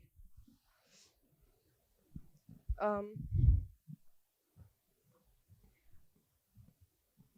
just feel like Fairborn needs to do better. We've already been on the news twice for racial issues. Twice. That is literally, that's crazy. And I want to walk out of Fairborn next year and say I was proud to come to Fairborn. But right now, I don't even want to tell people that I graduated from Fairborn High School at all. I really don't. I have been told when I was in 4th grade at the intermediate by a teacher, "You're not going to get anywhere because you're black. You're not going to do anything. You're just going to work at somewhere else, but you're not going to get to your dreams." But you know what? I'm graduating with honors next year. I am a part of almost every school club in this school. And I'm up here and I'm proving to her that I can do what I want to do when I am out of here. Her people have brought up not incidents, but problems of how we do not learn about Black culture in school. I see posters during Black History Month in the hallways, but nothing's being taught in the school about it. There's just posters. But like, why are we not learning it we should be learning about Black History Month, but we should really be learning it every single day in the class. But like, Fairburn just needs to do better. We don't want to be seen or represented as the racist school that no one wants to go to. We need to be labeled as the good school that accepts everyone. And just everyone is able to do what they want. And teachers should not have to. Sorry. Let me compose myself. If you are not holding these teachers accountable for their actions, you're just showing students that they can do whatever they want and say whatever they want.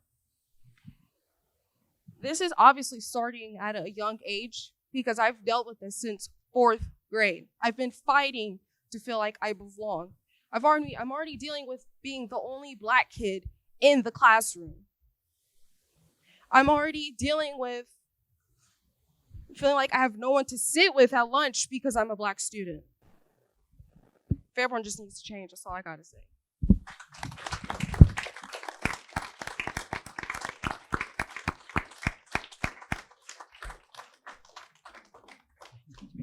Hunter? What was the name? Hunter? Hunter Richke? Fritchie? Thank you.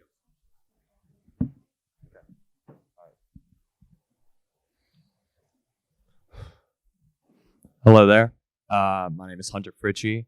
I assume most of you that are a part of Fairborn High School know who I am because of the terrible mistakes I did. I was a part of that group chat, okay? And no, you're good. After that incident and the horrible things I did, my eyes were opened. And the thing is, my eyes should have been open the entire time.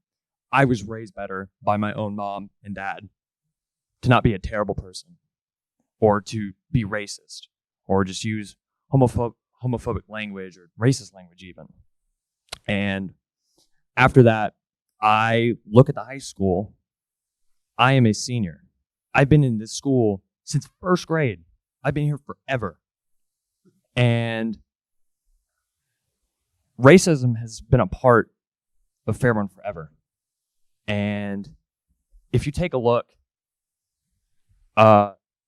with everyone here, most of them are black. They are here because they want change. There's a person who has graduated from 2014.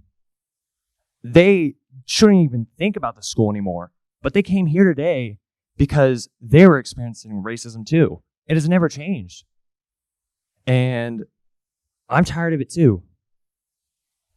God, I'm blanking right now. My bad. My sister is going to come up into Fairborn High School, and I know she has friends of color. And if this racism doesn't change, I don't know how my sister's going to feel for her friends because they're going to be experiencing racism. Because this is how Fairborn is. It's been like this. And like many people said and spoken about the group chat as well, I even agree. There was nothing like done that well about that situation. And, you know, I'm white. Are you guys afraid of something? Are you afraid that I'll get in trouble or whatever? You should have done more to me, to the rest of people who are using that foul language.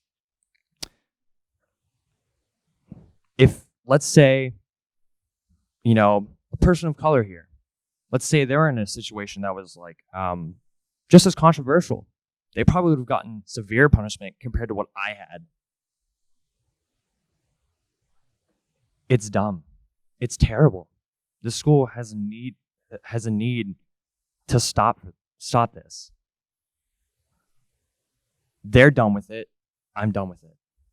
The school needs to change, and I don't want to look back at this high school and be like, oh, I'm not surprised.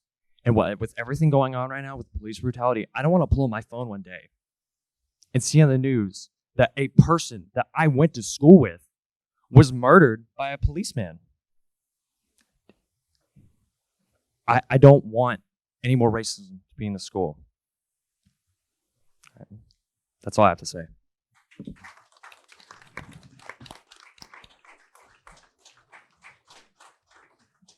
Tyra Sexton.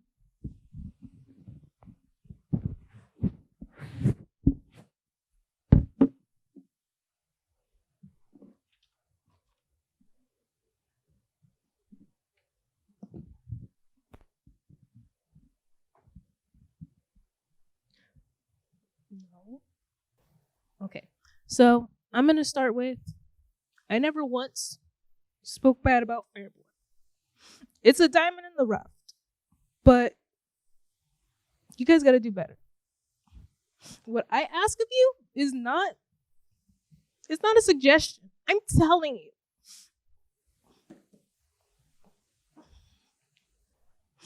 Y'all need to hire more black teachers. More. Not black substitutes, not Mexican substitutes. Black teachers, Mexican teachers, Muslim teachers. Every month or every February, there's posters on the wall. And they play this one recording from freshman year that they recorded freshman year over and over again every morning. Create a new one every day, every week. Have the teachers, have someone be in charge of that, creating a new one every week. I don't even know if you guys know this, but most of the things that we have were created by black people. That security system that white people love so much was created by a black person. And you guys need to hire more people. You need to involve other cultures more, especially black culture, because we are a large population in America. We've been here for years, and we're not going anywhere at all. History. Not one black history teacher have I had. I've had one real history teacher tell it how it really is, and that was in middle school, my 8th grade year of middle school. She's here now, and I love her to death. But you guys need to change up the curriculum. I'm tired of the state saying we need to learn this within a certain amount of time just so we can take a test to prove that this school deserves funding, that this school is better than this school, or that the country is better than all of the other countries. That's not important. That's not important at all. You need to change up the curriculum. Talk more about what really happened. Talk more about how serious it was and that it's not a joke. You guys need to do better background checks. I don't care if you look back at someone's social media 10 years ago. You need to do that, because if they posted something controversial 10 years ago and they're a changed person, they better have a really good excuse for why they're a changed person. Because there is no reason why a teacher who has been posting things on his social media since way back like 2011 got away with this for so long and walked around with a MAGA hat on the president's inauguration, proud as hell, even. You guys need to do better as well. Set better regulations for how teachers handle situations. I don't care if it's a racist situation. I don't care if it's a situation between two girls fighting over a dumb boy. You need to do better. I've seen so many people get hurt over situations that teachers did not take care of. The principal did not take care of. The Board of Education was not aware of or didn't care enough about. Just because it happens every day, it's been happening for years. Doesn't that seem like it's an issue if it has been? I am like a big sister or a parent to children in this school. Her, Nevaeh, she came to me about things that she had issues with. Bria, who spoke earlier, she came to me when she had issues. She was involved in a fight that almost was directly not involved with her. And no one took care of it properly. That crap went on the entire school year. And she came to me, and even I felt powerless to help her because the teachers didn't do what they were supposed to by resolving the situation. She had to have someone walk her to class, but that's not going to do anything from when she leaves the school or the next day. They did it for one day. You need to do better. I'm not suggesting this. I am telling. You need to do better. And you need to even elect a black person onto the Board of Education to show support. I don't care if it's I do not care if it is a racial quota that you have to meet, whether it's with the teachers or the Board of Education, if it's a quota that you have to meet. At least one black person on the Board of Education so you can understand. At least one Hispanic person so you can understand the actual true struggles that might happen in the school. Get more people, more of a diversity. I have no problem with you all being white, just the fact that you might be aware, but there's still that huge line that you are not aware of yet until someone shows you, until you walk through the schools one day without telling us, and you actually see what it's truly like. I loved Fairborn. Never once spoke bad about it except for the football team. That might be something you need to look into as well, because there's no reason that should be that bad. But things need to change. Everyone said that. Everyone's talked about it. It's true. If you're hearing it multiple times, it's true. You hear a little kid tell you it's ugly, it's true. So please do something. Because I will one day, if circumstances happen, I might one day have my kids walk through this school. And I want to be able to say that I helped this school change so they can walk through the school. Okay?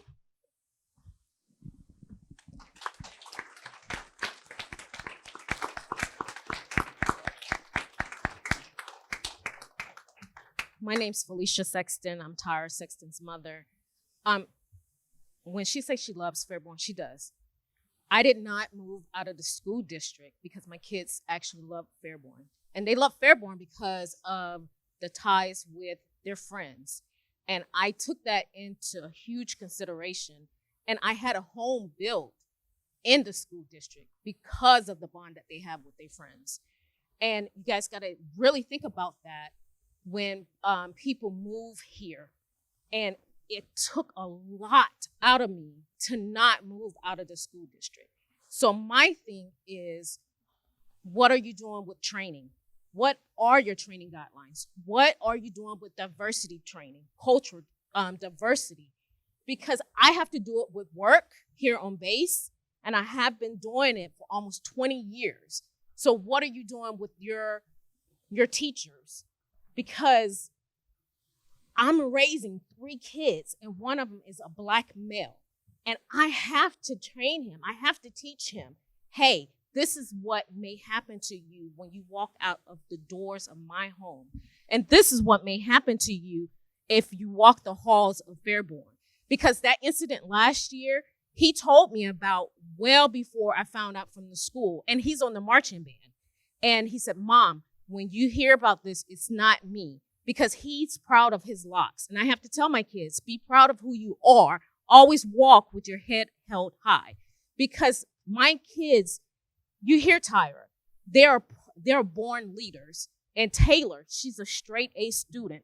And you guys do something right, but continue to build upon that. So what are you teaching your teachers?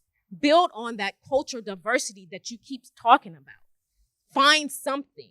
But because Taylor has always been in the school district from kindergarten on, Tyra started from 3rd grade, 2nd grade. So continue on with that because they love Fairborn. But you have to find that diversity, that true diversity. And we need more diverse teachers in here. Because when we talk about Black culture, I don't want to always find out about it from a white teacher.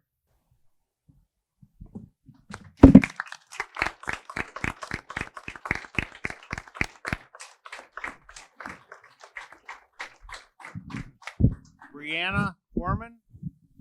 Brianna.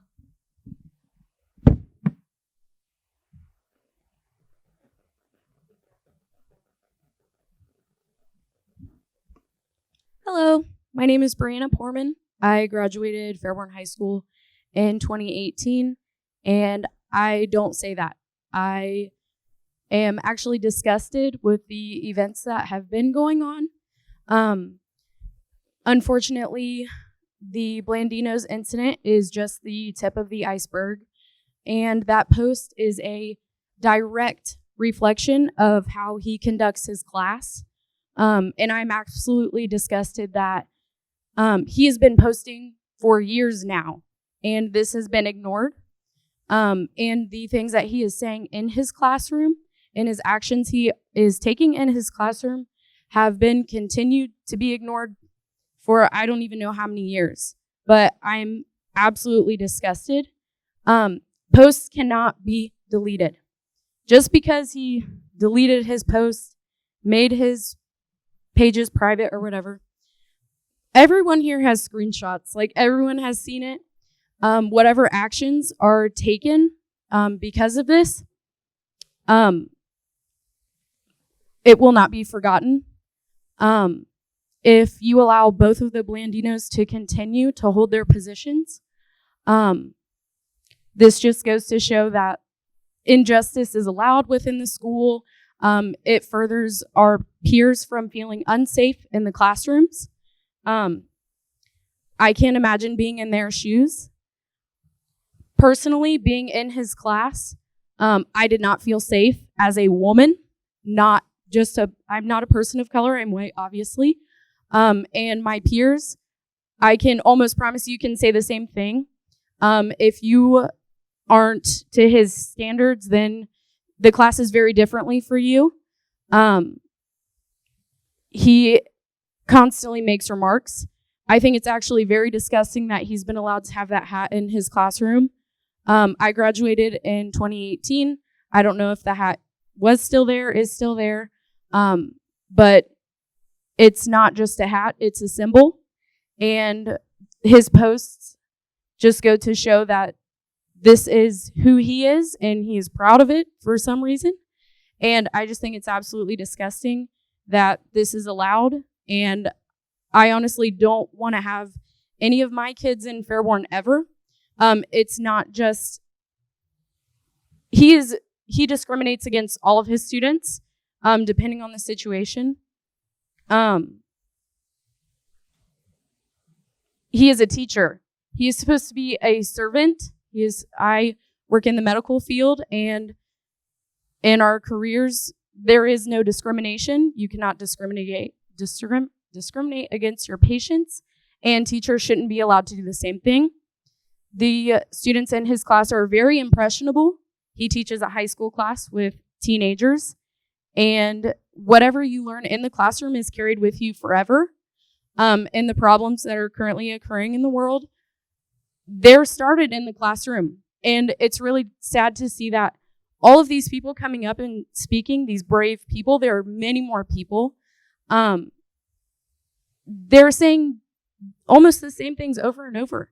Like, discrimination is a normal thing in Fairborn, unfortunately. And I don't know how it's been able to go on for this long. And I really hope that it's stopped. I agree with everything that everyone else has said prior to me. The teachers need to be educated on culture. The teachers need to be educated about disabilities. You shouldn't feel uncomfortable in a classroom because of things you can't change. I have many chronic illnesses, and unfortunately I was struggling with a lot of those. And that's another thing that I did not feel comfortable with being in his class. He discriminates against people not only by their color, not only by their gender, not only by their religion and beliefs, but people who just, it's genetics. You cannot hate on someone for their genetics. Like, this is absolutely, I'm disgusted, and I could probably go on and on about this forever. This issue is not politics. This is not politics. This is about treating your students equally. This is about giving your students a fair education. All of your students being treated the same, no matter what their situation is. This is about basic human rights. The classroom is supposed to be a safe zone, and all of these students are impressionable. This post is not the first, and I really hope that all of the teachers who discriminate against their students are held accountable. This needs to change, and if it doesn't, I am terrified for the students coming up within the high school, middle school, intermediate school. I've been here for my entire life, and this cannot continue. And if things don't change, then I fear for the students coming in through these schools. Thank you.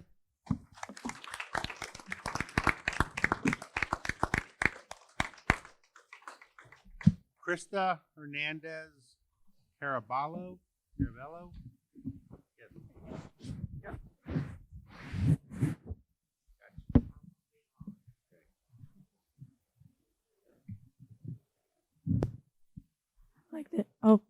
This? Sorry, my voice is also going. Can you hear me? Okay. My name is Krista. Thank you for allowing me to speak. I'm gonna go off of what Amon said. I'm not sure if she's still here. I also had an incident in Mr. Blandino's class, first period.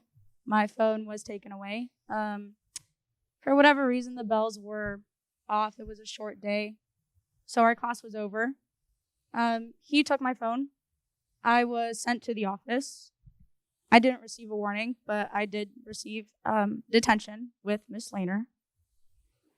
I did kind of feel like it was personal because if you know me, you know that I don't allow people to just say whatever they want to me, and I do speak my mind very well. Mr. Blandino did have a problem with that. I was never disrespectful towards him, but whenever he would make remarks to me, I would make counter remarks because he may be a teacher, but that doesn't give him the right to say certain things to his students. Regardless, I'm not here to talk about the disgusting and derogatory comments that the Blandinos have made. I'm here to talk about him as a teacher in general. I had him first period my junior year, and he never really taught the class. You know, I get it's first period, everyone's still waking up. You don't really talk a lot. But he never really spoke. It was never a good morning, how are you guys doing? Let's start the day off right. He usually just sat back in his class, played a pointless video, because I'm sure if anybody's had him, did you learn anything from those videos? Do you use anything from those videos? No. I understand that teachers do joke around with their students and they build relationships and they talk about certain stuff. But I would say there's a fine line between that and between how he interacted with students. Like Anaya said, he did antagonize a lot of us. He did harass a lot of us, I feel like. As a teacher, we all come to school and our teachers are supposed to stimulate our minds. They're supposed to make us better people and, help us learn so that way when we do leave Fairborn High School, we can do something better with our lives. Be more, do more, be successful. He didn't really do that. Like Jackson's mom said, with the tattoos, or if you are and look a certain way, he, had his opinions. And, everyone is entitled to their opinion. But as a teacher, there are lines that you don't cross. There are things that you should never say to a student. Because even in being in high school, we're all old enough, we understand what's right and what's wrong. We are still very impressionable. And he should not be making the remarks and statements that he has to many students, not just myself, and not just to the people here today. I'm sure there are plenty more students that he has offended in multiple ways that just aren't here. I feel as a teacher, you want to be at school. You want to be there. You want to help the kids learn. You want to help them be better. You want to, if they get something wrong, you want to be the ones to teach them something new, something better, something great. He never did that. Like I said, he just sort of kind of sat in the back of his class every morning, never really taught us. And I get, some classes are self-taught or like kind of your own pace, but basically everything in his class was pointless because I don't remember a single thing from personal finance. I just felt like it was a lot of filler time. Those videos were filler time to fill in the 45, 47 minutes that he had with us, where he could have actually taught us something about finance, about how the real world works with money. He didn't. He let a video play, and that was that. And then we would leave. There was no have a nice day, see you guys later, none of that. He would talk to other students, white students, about their support and stuff for Trump. Like I said, everyone is entitled to their own opinion, but he's not a government teacher. he shouldn't be pushing his political views on students in a personal finance class or his yearbook classes. I could understand if Miss Piercy or Ms. Lanning were to have those conversations with their students, because that is their job. They are the government teachers, not Mr. Blandino. Sorry. I just feel like, he personally, I never really got along with him, but my personal views don't necessarily matter. It's the bigger picture, as many of the students and former students have said. You want someone who wants to enjoy their job, who wants to come in and teach the students, not someone who just sits back, does whatever, treats students however. I guess that's all I have to say. Thank you.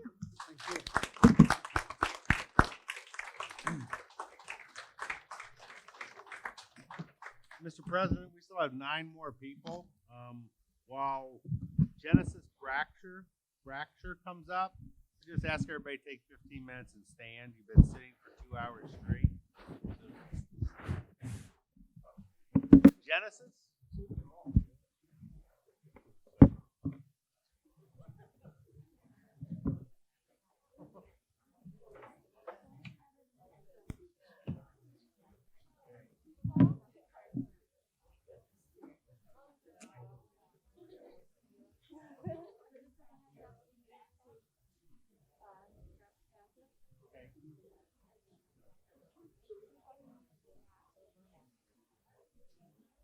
All right, are we ready?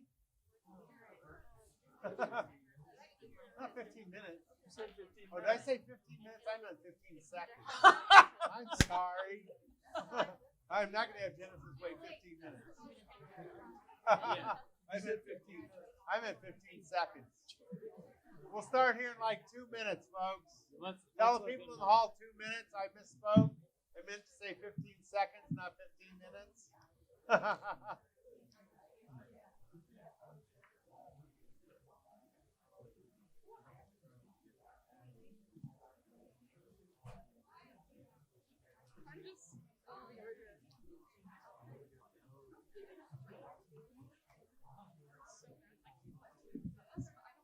You guys, if anybody wants to go, you are free to go. You do not have to stay.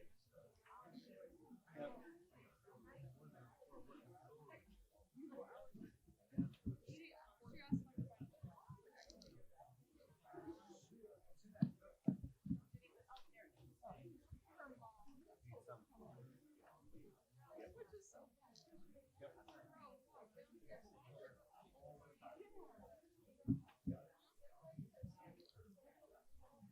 Good, more water.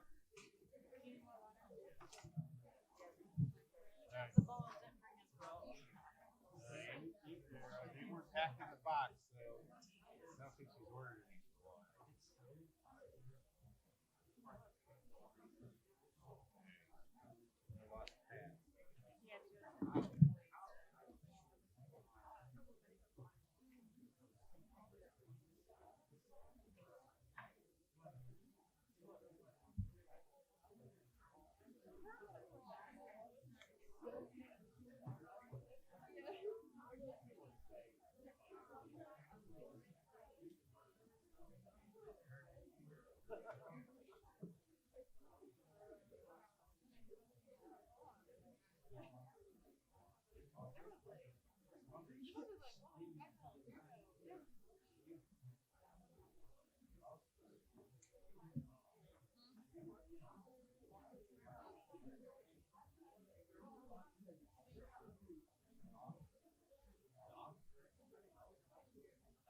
We'll get started back up when our board president, our superintendent, returns. I want to say thank you for being mindful of the time. There was only a couple of times I need to remind people.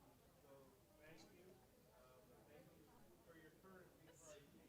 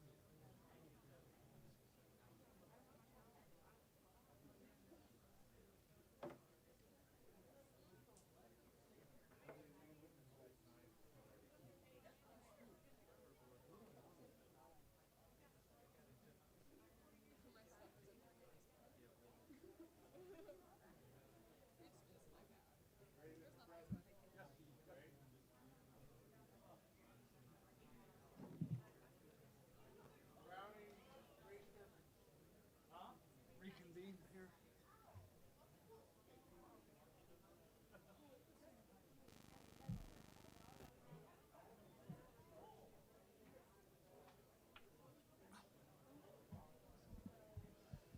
Ladies and gentlemen, we'd like for you to take your seats if you could, so we can maybe bring some more people in. Yeah, yeah.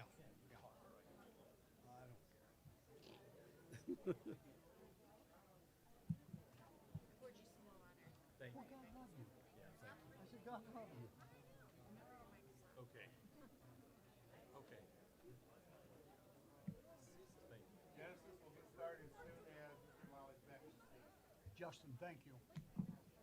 Folks, we'll get started here in about 30 seconds. Thanks for coming. Appreciate your time today.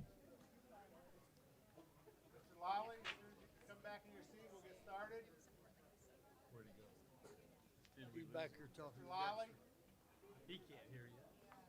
Mr. Lolly? Pam? Pam, Tell get Gene. Gene to come back. Waiting for you.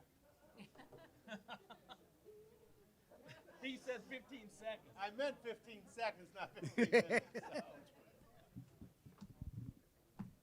Thank you. We have Genesis Fracture. On behalf of 700 students, parents, and alumni, I'd like to present this petition to the board. With so many students coming into Fairborn City Schools from different backgrounds, it is important for us to stick together in order to make the environment judgment-free and inclusive.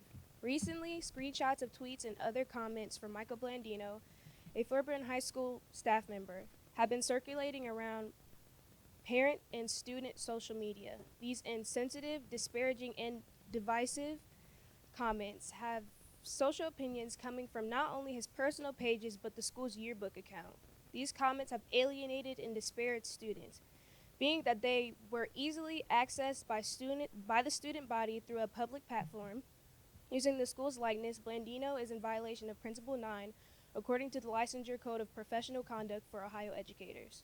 The principle states as follows: using technology, social media, or other electronic communications to host, post, or distribute improper or inappropriate material that could reasonably be accessed by the school community includes but is not limited to pornography, obscene material, promotion of drug use for underage consumption of alcohol, promotion of violence, disparagement of students, and disparagement based upon gender identity, race, sex, ethnicity, sexual orientation, disability, military status, or religion. We believe that because of this violation, Michael Blandino should face the consequence of suspension or termination, whilst having his position as FHS football coach be terminated as well.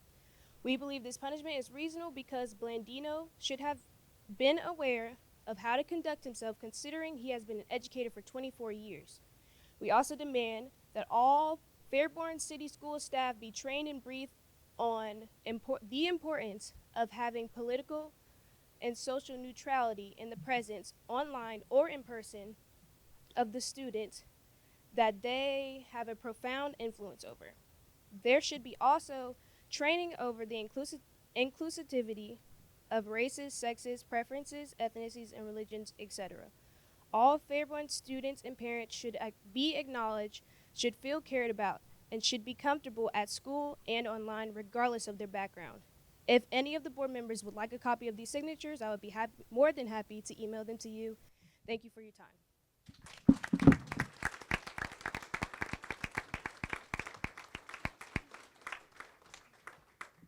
Kylie Whitaker. If we could ask you to hold the microphone a little closer to your mouth, pick it up.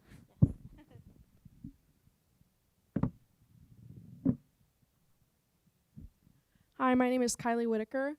I was a little bit nervous about coming up here tonight. I actually wrote my name down once and crossed it off, but I just can't be silent about this.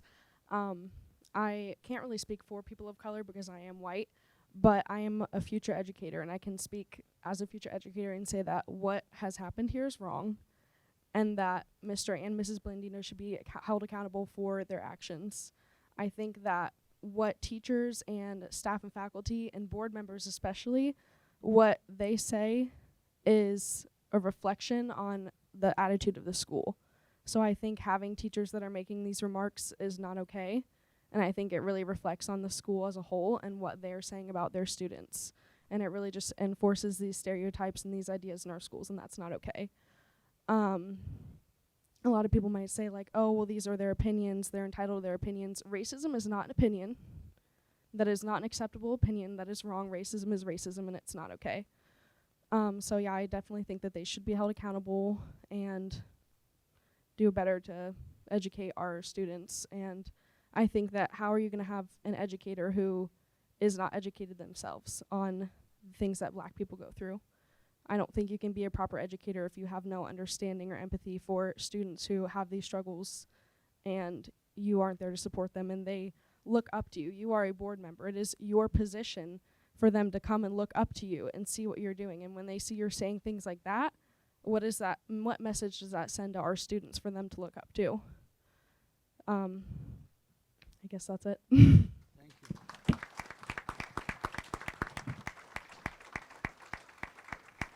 Alexis Chambers. Alexis Chambers.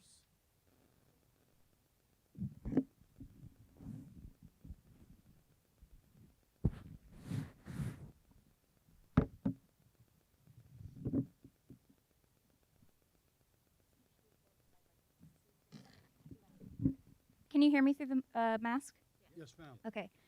My name is Alexis Chambers, Fairborn class of 2014. I am here today to condemn the comments made by Barbara and Mike Blandino and demand their removal from the Fairborn City School District. To fail to act would be a disservice to the students of color for whom you claim to have love and respect. For those of you that take issue with social media comments being grounds for quote-unquote ruining someone's life, I do not encourage but demand you consider for a moment what you are making parents of color do if nothing is done.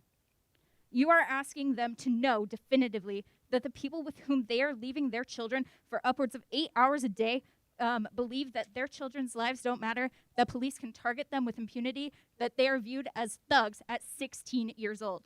And that is what you are asking of parents.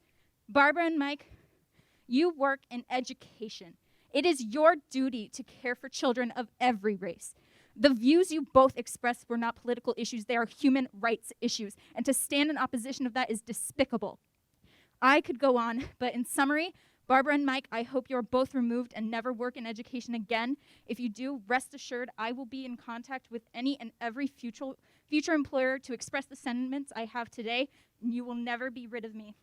And as to the board, if there is not a serious change in the faculty and curriculum of this school district, you will never be rid of me either. Thank you.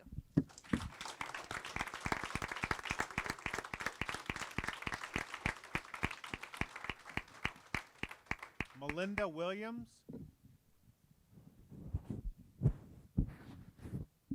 Melinda Williams.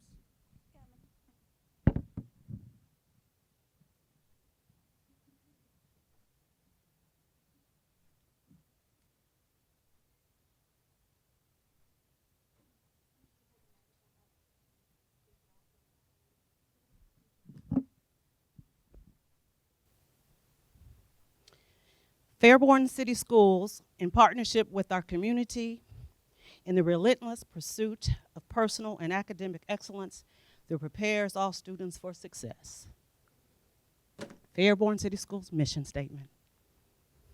You're going to need to look at that again. I am the parent of 2 Fairborn grads, 2 African-American males of 2012 and 2007.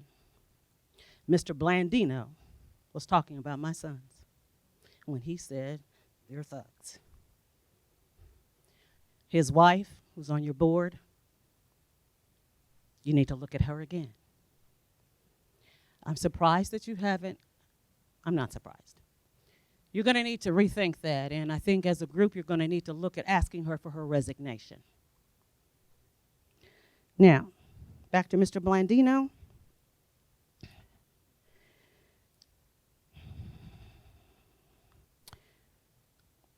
And as a district, let's go back to the district.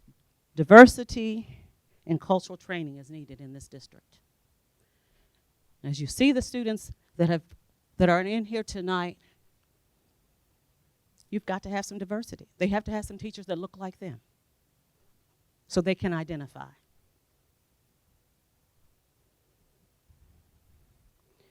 You need to look at why you can't get minority teachers to apply in your district. And you're going to need to put a plan in place to hire culturally diverse staff members. That should already be in place.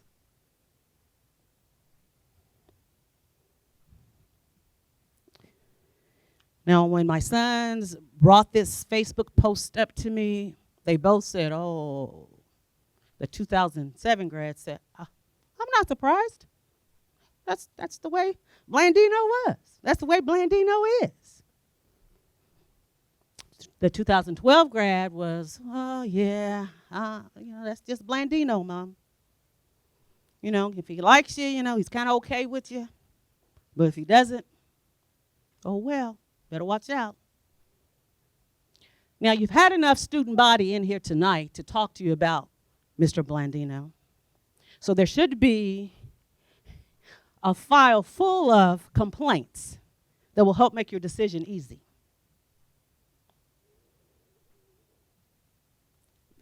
We have to be concerned that he feels this way about the students that he's teaching, the students of color, and perhaps the students that don't agree with him. The fact that he's getting more and more comfortable to speak his views publicly, you really ought to be concerned.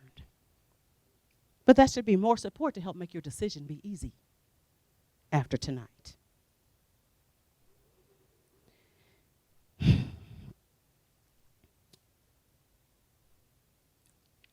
Tonight, I hope that you take it seriously. I know that you will, and I think that you should take, and Ms. Blandino needs to be asked to resign from her position because there's no need for her to be here. She has her views about the student body that she has been elected to serve. The final thing I have to say tonight is that I walked in, and I believe I heard you saying that you were going to hire an independent evaluator to look at this situation. That alarms me. I want you to follow due process. You have a lawyer on staff. You can consult with the ODE, the Ohio Department of Education, to find out the procedures you need to follow to withdraw Mike Blandino's contract. It alarms me that you need to spend money to hire someone to help you make a decision. That money needs to stay right here in Fairborn schools for other things.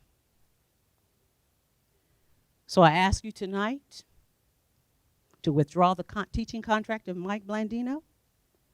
I ask you tonight to ask for the resignation of his wife, Barbara Blandino. They have no business being in education, teaching students of color or students of any ethnicity. If you have the well-being and the best interest of the city of Fairborn, the students that you serve, it should be an easy decision. Quick and easy, straight to the point. The evidence is smacking you in the face. So after tonight, I hope that I see and I hear what we all need to hear tonight, that the board stood up for its student body. Have a great evening.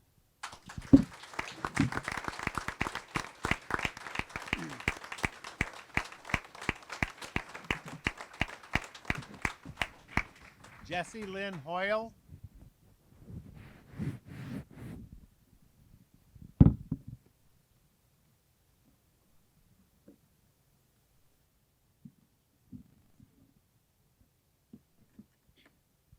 Hi, my name is Jesselyn Hoyle. I'm a student, I'm a parent, a parent of a high school student as well as a kindergarten student in your district. And I have 2 more children who are not old enough to be in school yet, but depending on what happens here, may or may not attend here in the future. I hope that you guys have listened to everyone that has spoken with you today, and are learning something. You know, in your initial post regarding the situation, it said that Fairborn Schools has a proud history of diversity and inclusion. And my response to that is where? I don't know where that history is, or why you would be proud and even make that comment. I find it hard to believe that you guys didn't already know a lot of this information that has been presented with you today. But now there is no excuse for you to say that you didn't know, because you have had so many students stand up here today and let you know of their experience. And for every student that's not here, for every student that was here and did speak, there are more students that are not here and likely had the same or a similar situation with Mr. Blandino or other teachers in the district. And it may not be as overt as the things that Mike Blandino would say, but there's a lot of covert racism as well, things that happen in this district. I've been assumed to be a single parent. I'm not, and so what if I was? You know, I had people, my daughter telling me that a teacher is like touching her hair like she's a pet in a zoo. Things like that are unacceptable as well. And I think your district really needs to look at the training that you have in place for racism and bias and diversity and inclusion. I feel that my child in particular has been not been placed in positions of leadership as an African American student in this district. I don't know that a lot of students of color are placed in those leadership positions. I feel like they're overlooked when they have every qualification to and every ability to do those things, but yet they're still left out, and there has to be a reason for that. I want you to learn from this experience, and I want you to use the resources that you have available to you. Every person in this room today is a resource to you. Every student that spoke today has something to offer. If you can bring those students together on a task force or something, a safe place for them to speak, especially the students of color, to be able to speak about their experiences so that you can learn and know what's going on in these classrooms every day. I'm already, fearful for sending my child out into the world every day, and now I have to fear for how they're going to be treated once they enter the school building. I'm tired. I'm fed up. And I'm not a public speaker, and this is so out of my comfort zone. I don't stand up and speak, but I think that's what needs to happen. And I think that's what we all need to do. And we might not, we need, as African Americans, we need allies. It can't just always be coming from us. Everybody in this room knows how people of color in America are treated. You see it, you hear it, and a lot of times we choose to do nothing. Even as a person of color, I've been discriminated against or, treated unfairly because of the color of my skin, and a lot of times I just let it roll off my back because it just happens so often that you get so defeated, and it's like, what's the point? What's the point of bringing it up? It's not going to change anything. But we all do have voices, and we all need to stand up for each other and support each other in this. And I think that is something that we can all do. If you see or hear another speaking racist or treating somebody unfairly for any reason, stand up and speak out about that. And that goes for adults as well as children, but especially the adults, because we are who our children are looking to. They learn from us. I just really want there to be a written plan of action to know what is going to happen as a result of this meeting tonight. You have heard so many things, and there is a lot of work to do by this district. I want to say that I am optimistic, and I want to be, I want to feel that something's come of this. I don't want lip service. I want action. And I see that you guys are all sitting here and listening intently and nodding. That's fine, but I want I want action. I want something to come of this. I don't want it to go back to business as usual when all this dies down. Because it's gonna die down, and then you're gonna think you're out of the woods, and and people are gonna slip back into their old ways. It happens over and over again. History tends to repeat itself.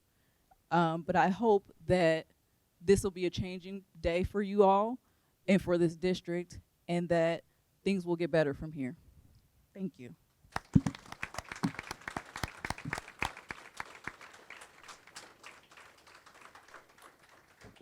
Madison?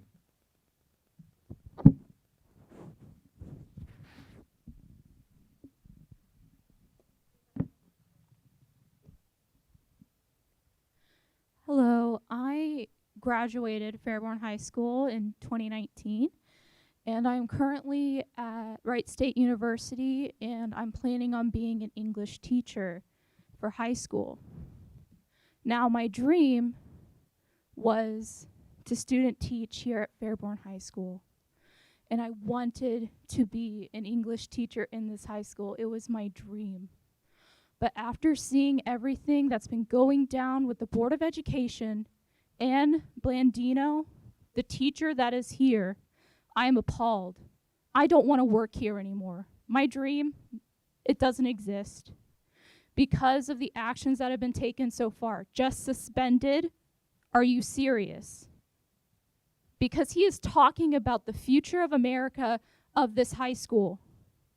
It is ridiculous to hear an educator of this system say such appalling things about students of this very school. They're the future. How could you say that? And how are you letting it slide? It's ridiculous. And if you can't get anything done because his wife is on the board, get rid of her. Because you're not going to get anything done with her on the board, and the children of this school aren't going to get anything done with him in this school. I'm appalled. I don't want to be a teacher here because I don't want to have the ability to call that man a coworker. It is disgusting. I just can't believe that he's even in the system in the first place. Background checks need to be made for the teachers. Psychological checks even.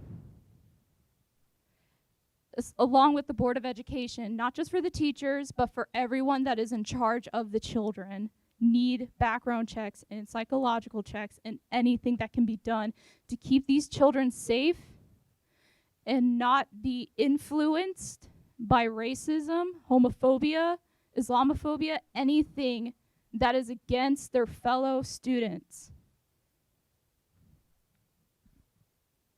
Maybe I might want to be a teacher here again if things are taken care of like they should be.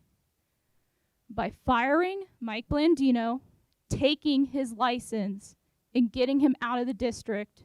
Same thing with his wife. Because we cannot deal with this anymore. Fairborn's known as the racist school. You know how ridiculous that is? It's awful. I don't like saying I'm from Fairborn. I would rather say I'm from the butt middle of country Graham Middle School than say that I'm from here.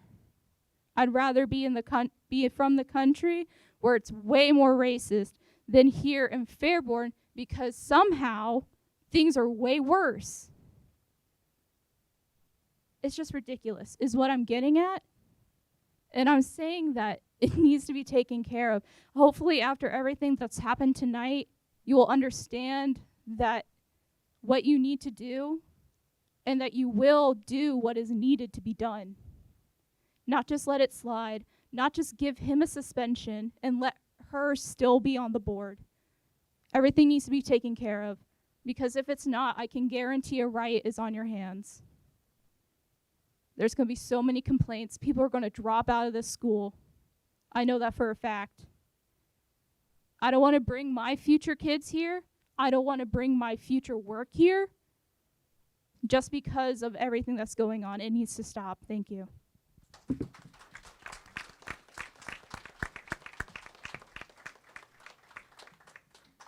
Brandy Smith.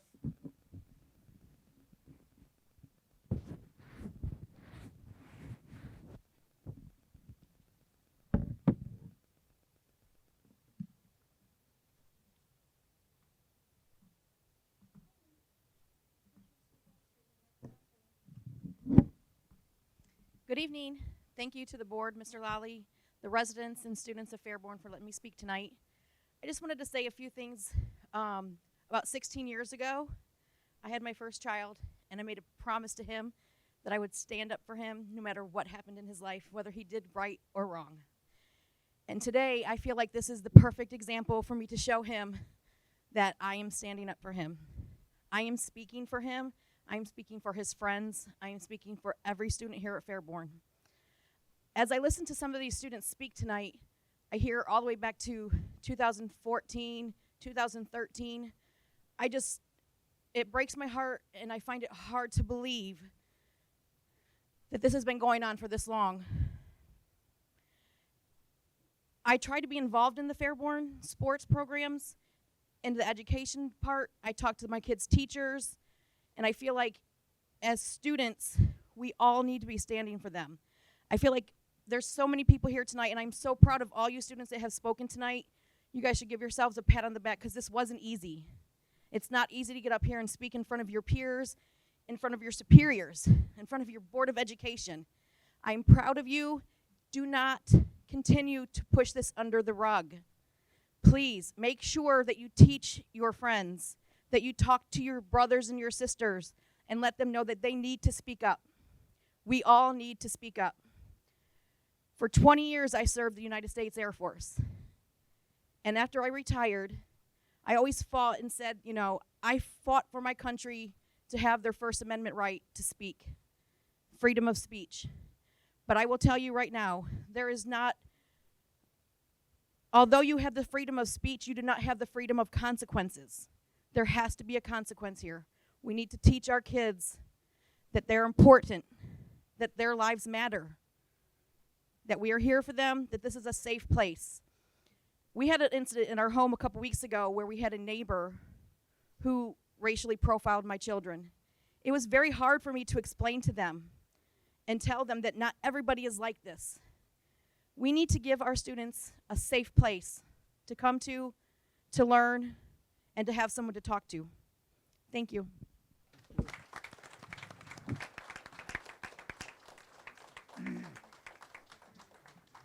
Tamara Whitebird.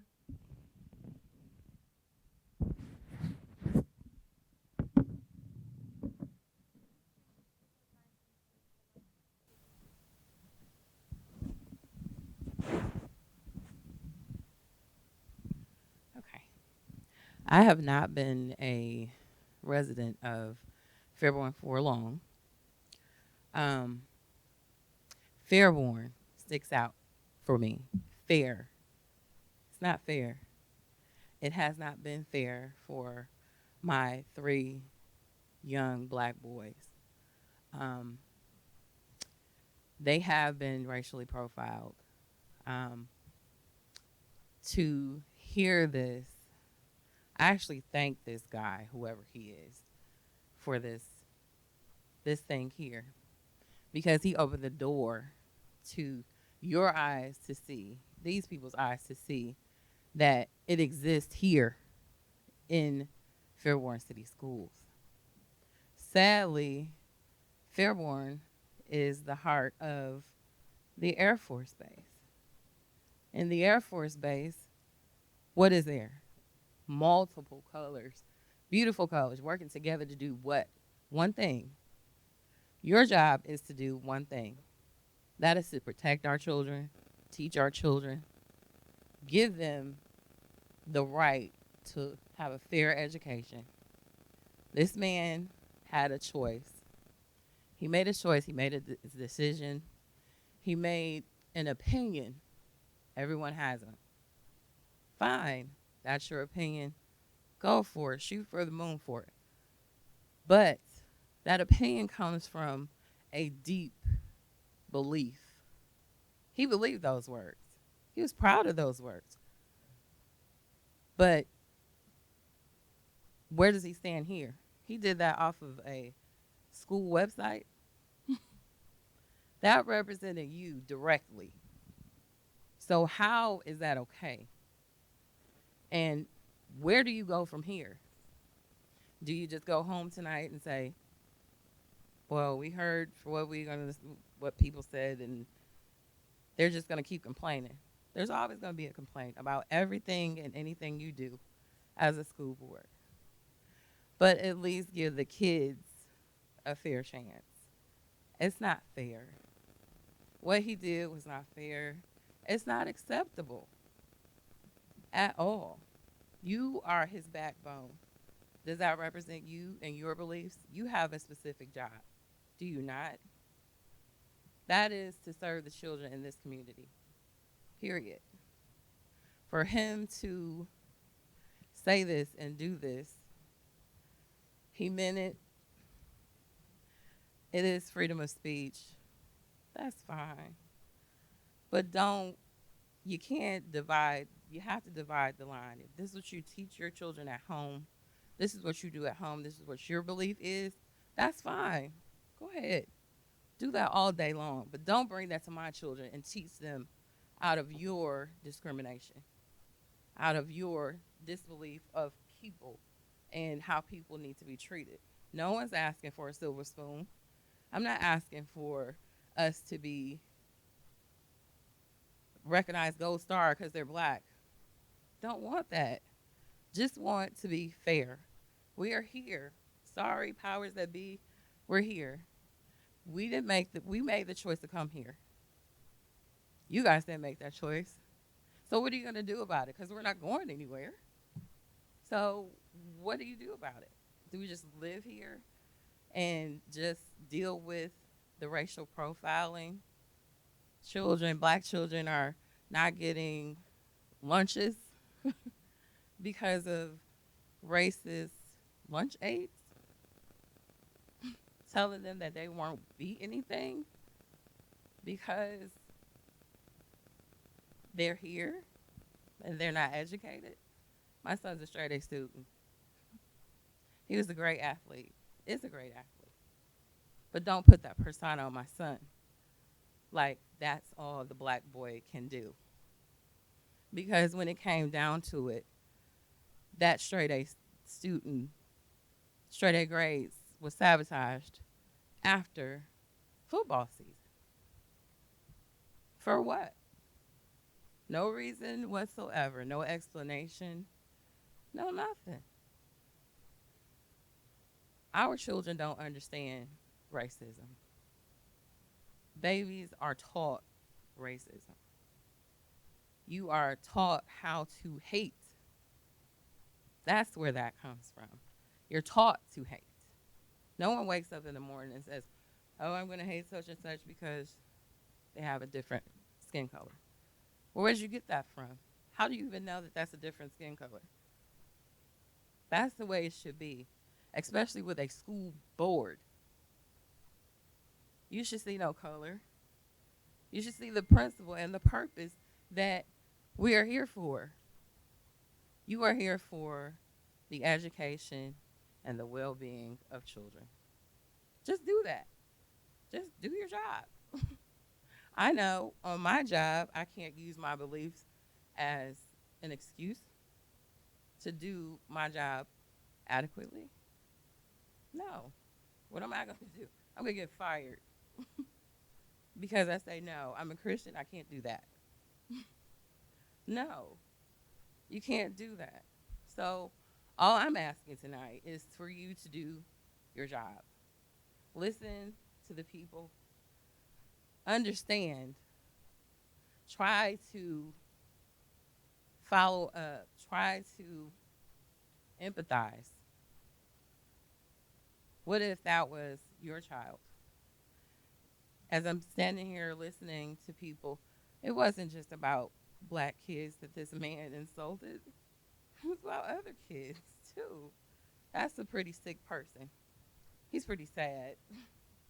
But as I said, I'm very thankful for him that he opened this door.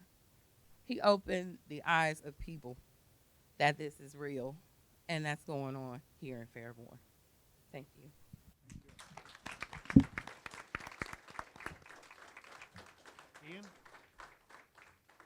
Ann Foster.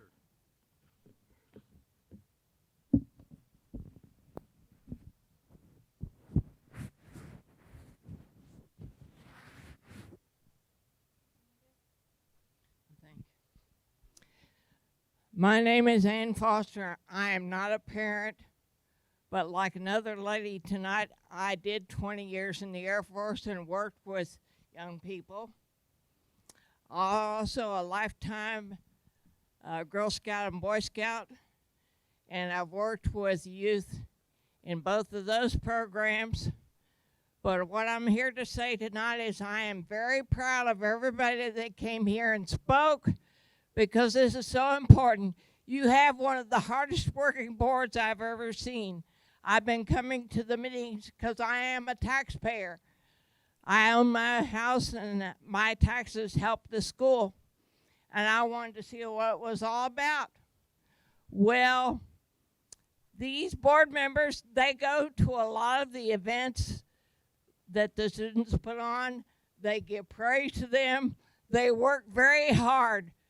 But this is the first night that I've really seen the kind of comments that they need to hear, and they need to know how you feel. Don't let this be the only night that you ever come as a parent, or any of you have come as children. Get your parents to come and speak so they know how you feel. That's going to be the best thing for everybody. That's all I needed to say. Thank you.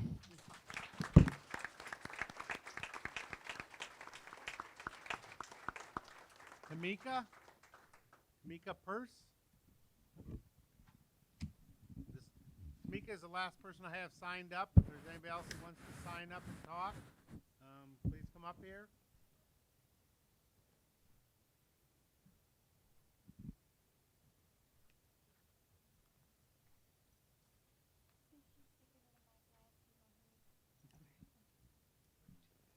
Hello, everyone. I have not been here since the beginning of the board meeting, but I was at the protest earlier. And first off, I just want to say, I want to thank all the young people that came out to support the protest and also this board meeting. The reason why that is so significant is because what I have noticed when it comes to Fairborn City Schools is that they do not teach a lot on different cultures, and especially Black history. The reason why that is important is because in order for us to advance and move forward, especially this generation, you have to have some idea of the history.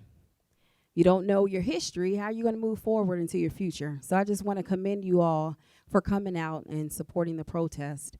I am a parent. I now have a sophomore here at Fairborn, but I also have a daughter who's 20 years old. She now attends a historical Black university, Alabama A&M. But when we moved here, she was a student at Fairborn City Schools. She was a high school student. And it was a cultural shock considering where we moved from. So instead of my children feeling included, a lot of times she felt segregated, so much so that I ended up transferring her to I had to transfer her to another school because that's how much she hated it here. The reason why she hated it, it wasn't always the other students, but it was some of the staff members and some of the things that they would say that would make her feel very uncomfortable. It was the fact that if there were ever an African-American student that were in trouble, it seemed like the punishment was harsh, more harsh than the other students. And to me, that saddens me. My youngest daughter, the one that is a sophomore here, when she was in middle school, she and a couple of her friends, they got together and they wrote a letter to the Board of Education. They're in middle school. Sadly, it didn't make it to them, but that just lets you know what they were feeling, a little bit of what they were feeling. These are middle school students. Instead of, coming to school, focusing on the academics, they're so much in the mindset that there's no inclusion here. We don't even feel like we're wanted here. That saddens me. It also saddens me that my daughter, here it is 2020, and we are protesting about the same thing that her great-greats had to protest about. That just lets us know how much more work still needs to be done. That saddens me. That breaks my heart. Although I'm glad that you all came out to support, it shouldn't be this way. Not in 2020. I have a neighbor. I moved into a neighborhood out here in Fairborn. I have a neighbor that won't even look at me or speak to me and has the Confederate flag on his license plate. So for people who have never been segregated against or racially profiled,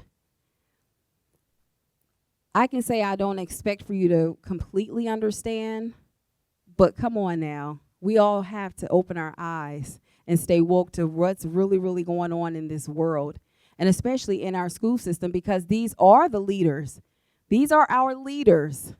And if these students, like I said, I wasn't here from the beginning, but I did hear some. If these students of all races and genders are feeling uncomfortable with this teacher, what are we going to do about that? What are we going to do? They should not have to come to school under these circumstances. You know, who's going to be the next teacher to say something inappropriate? And how is that going to make me feel? How is that going to take my mind away from my studies and my academics? How am I going to feel when I go home knowing that this teacher doesn't even like me?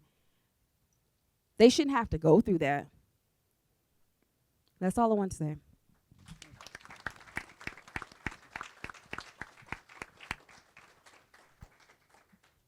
Asia Jones.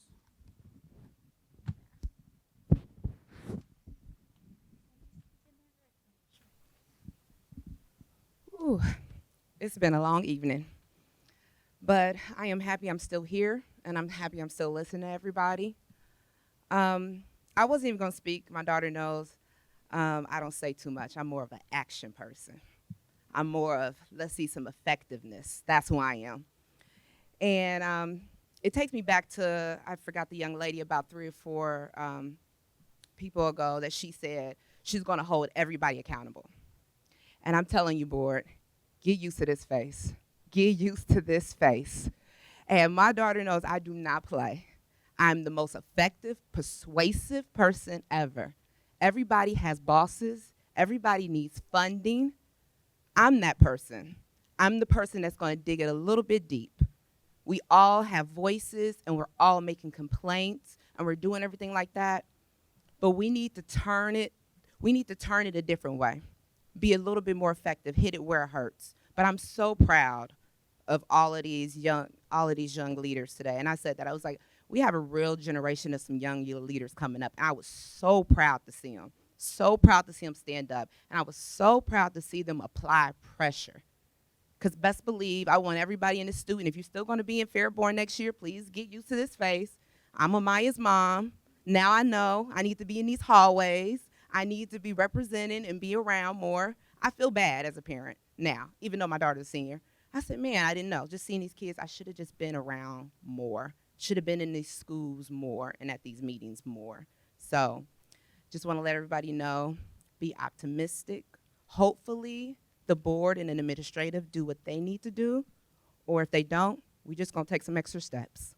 All right, have a good one. Thanks.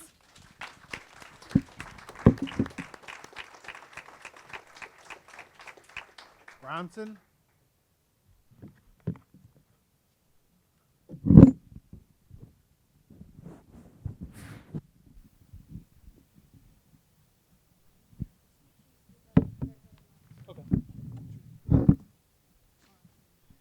Good evening. I wasn't planning on speaking tonight, but first of all, I'd like to thank everybody that did, especially all you, young, brave students.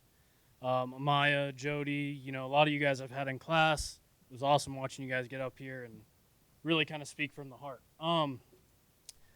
My name is Bronson Marlette. I'm a graduate of the class of 2011 here at Fairborn. I currently teach here at the high school. I'm also our head varsity baseball coach, and I'm our athletic site manager in the fall and winter. So if I don't have you in class, I usually see you on a basketball court, sports field, singing on stage in choir, whatever. But like I said, I wasn't going to speak because that I felt it was more important for me as a white, middle-class, privileged male to give all you guys the opportunity that are hurting first, to speak first. I wanted to listen to these students. I wanted to listen to these students of Fairborn, particularly those of color. But after hearing the voices of students and alumni speak tonight, my anger has slightly grown for these students, and I've become, far more sad for these students. They deserve better, and we need to do better. From top, Board of Education, to the bottom, me, just being a teacher. Custodians, food service, transportation, we all need to do better in this district. Those of you here tonight, especially those of color, I'm not going to sit here and tell you I understand, just like many of you have said, because I don't. I don't know what it's like to be black. I don't know what it's like to be a person of color in this country, in this district, anywhere. But I will tell you that I stand with you. I am an ally. You guys need allies. I am one. You have one here at Fairborn High School in me, I promise you. I'm going to do my part, and I hope the school district for which I work will do the same. Thank you.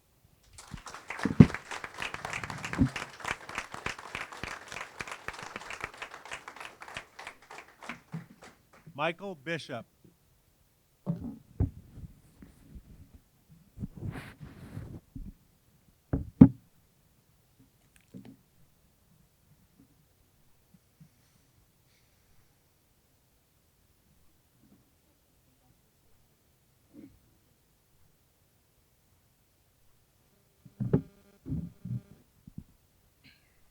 Hi.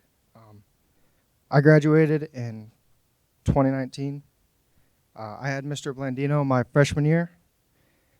And this is a story about an experience I had in his class. The person I was sitting next to in that class decided to inflict self-harm upon herself during class.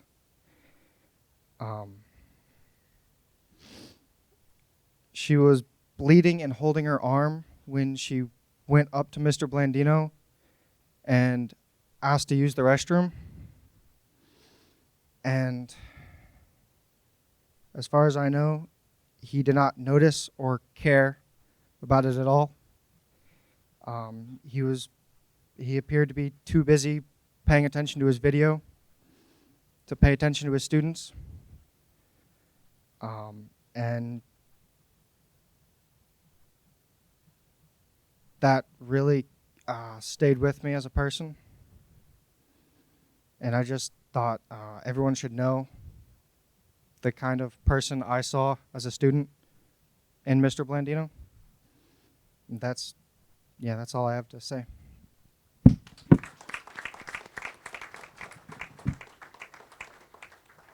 Zen Morrison.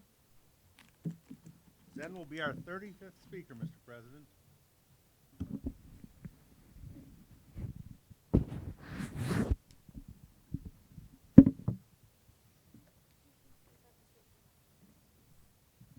Hi, my name is Zen Morrison, and I graduated from Fairborn High School in 2014.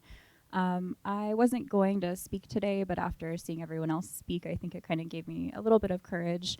I think we've all seen the posts on social media that the Blandinos made, so I don't want to get too into that, but I just want to say that as a white person, I'm never going to know what it's like to be a person of color in America, but I think that it is our duty to speak up against injustice when we see it. And that's what we're seeing with the Blandinos. There was a post going around on Facebook a couple of days ago that a peer of mine had made, kind of asking us, when did you have your first black teacher? And I had to think about it because I couldn't think of anyone. And I finally realized my first black teacher was in 7th grade, Mr. Duckworth. He teaches health at Baker Middle School. And the only other black teacher that I've ever had is Mr. Bailey, who spoke to us earlier. So I think it's important to just have more inclusion in schools. I think that a lot of things are learned in schools and at home, and we just need to, we're the birthplace of aviation. I think that we can do anything. So we need to have more inclusion in schools. And sorry, I get nervous. I do think that both of the Blandinos need to be fired, and I would challenge Fairborn High School to replace them with a person of color to teach their students. Thank you. Thank you.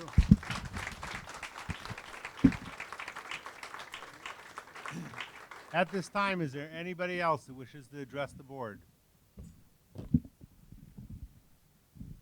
If there is not, we will take a 5-minute break. Wait a minute. Before we break, I just wanted to comment. Thank you very much for coming. I know it's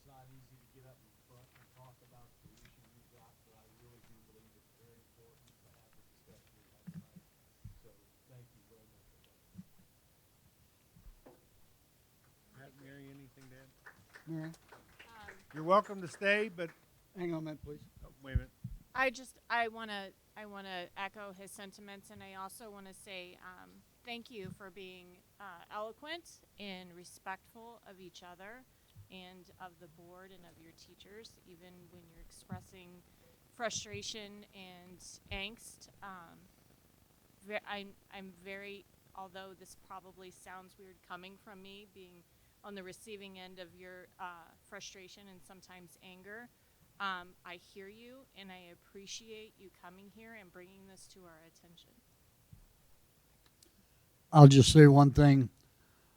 The three people up here on the board graduated from Fairborn. There's probably 150 years of being a Fairborn Skyhawk, Flyer, Viking, whatever you want to call it. But I can tell you this, as a Fairborn grad, I'm embarrassed. And I'll tell you that your voice has been heard. And God strike me dead, there's going to be change.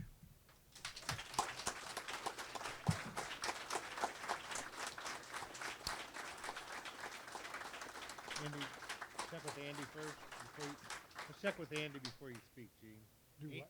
Andy Wilson? Oh. School board member? Oh, he's still there. Yay! You gotta We speak can't up, hear him, Andy. though. Run, Emily, run. Wait a minute, we gotta turn the speaker on. Hang on a second, Andy.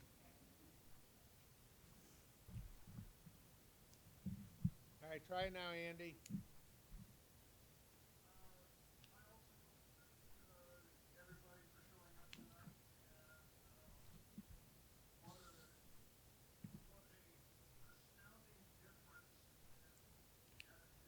Of this board versus the board that I first joined. Because that board would have cut off discussion at 30 minutes, and we've been here for 3 hours. So that speaks volumes to our dedication to the students and the citizens of Fairborn that have elected us to govern this school district. So again, thank you to everybody who showed up tonight, and we will be discussing lots of different things to do to change things. So thank you.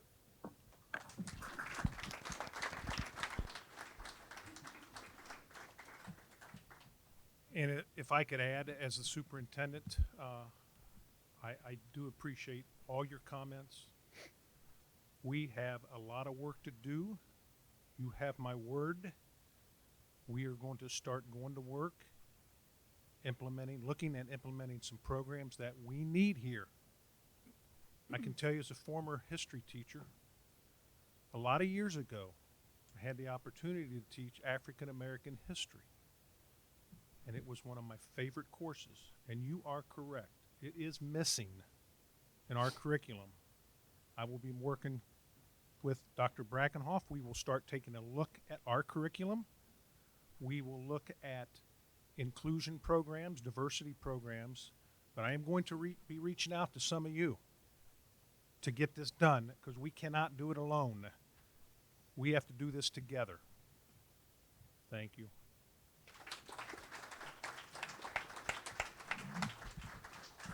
We'll take a short recess.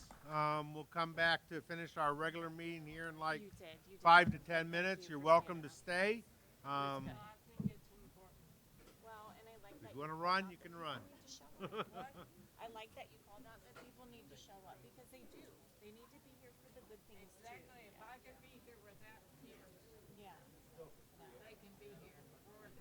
Yeah. No, I appreciate you. I appreciate you supporting us through thick, through thin, telling us when we're wrong, telling us when we're right. So, and that's the accountability that we need as a district and as a school board. But that's what I've appreciated. All of you all, I maybe have to assume, since I wasn't here before, was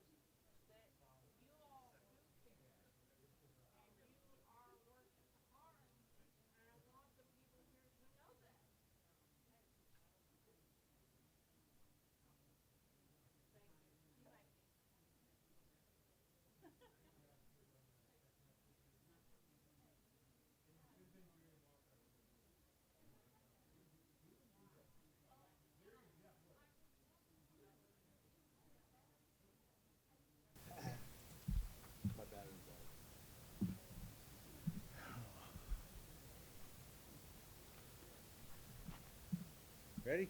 All set. Welcome back. We are on item number 9 with some school district presentations. Mr. Lawley. Okay, if you give me 1 second here, I lost my, okay. Just a construction update. We are nearing the end of the construction of the primary. The substantial completion date that has been agreed upon for the new primary right now is at July the 6th. And those dates include only adverse weather delays.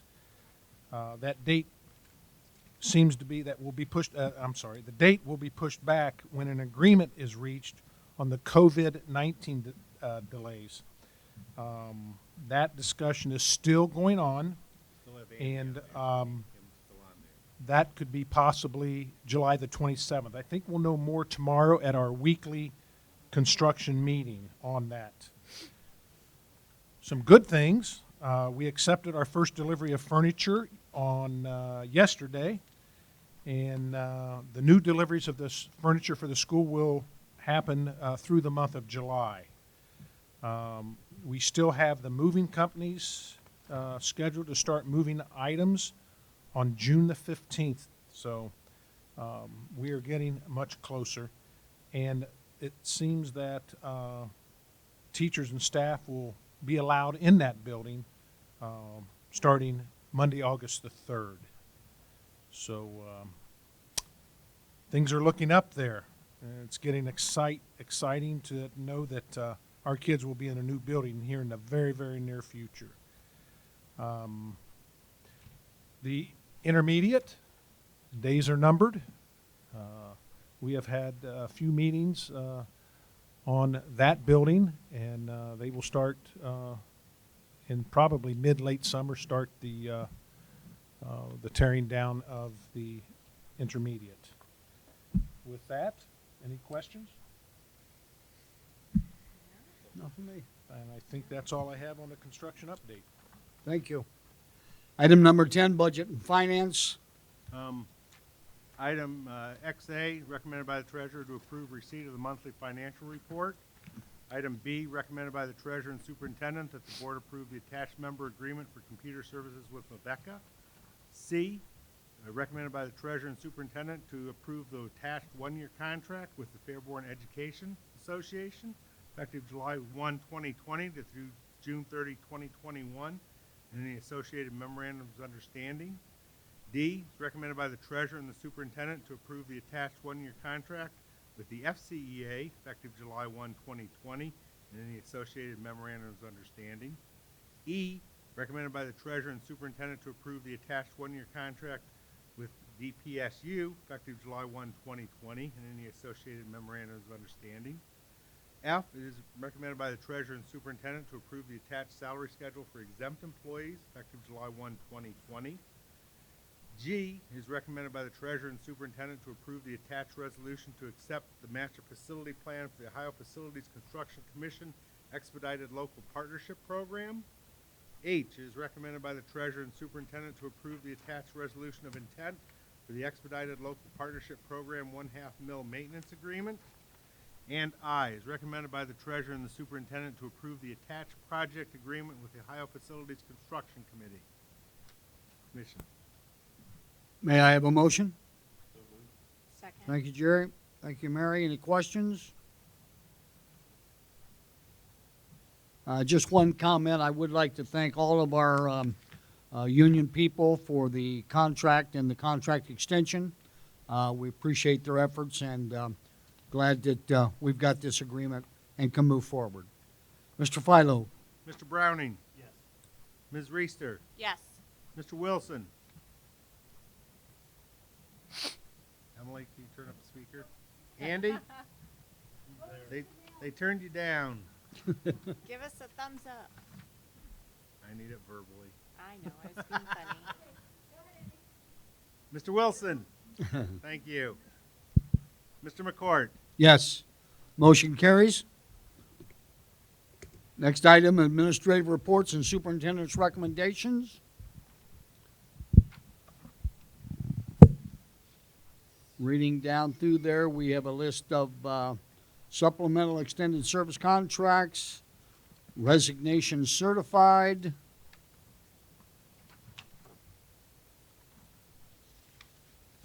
Student stipends.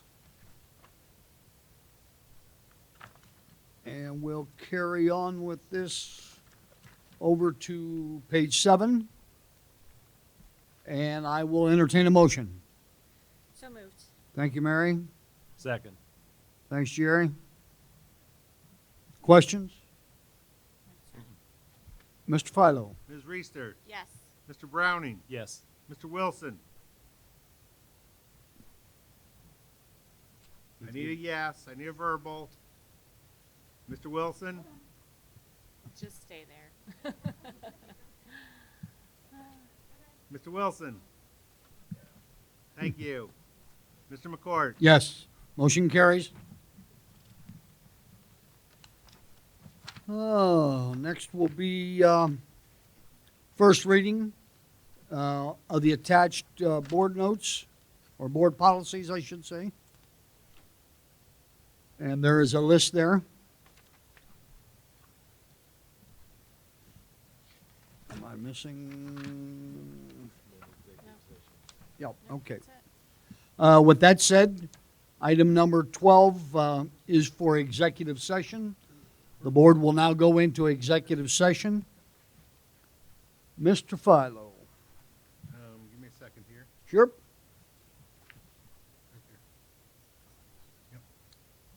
The reasons for the executive session is the specified purpose of the appointment, employment, discipline, or compensation of public employees, or the investigation of charges or complaints against the public employee. If I could have a motion? So moved. Second. Thank you. Roll call, please. Ms. Reister. Yes. Mr. Browning. Yes. Mr. Wilson. Mr. Wilson? I heard him. Mr. Wilson? Say yes. Yes. Mr. McCourt? Yes. The board anticipates going into executive session, does not anticipate any further action items except coming out of executive session and adjourning for the evening. Thank you, everybody. Thank you all for coming.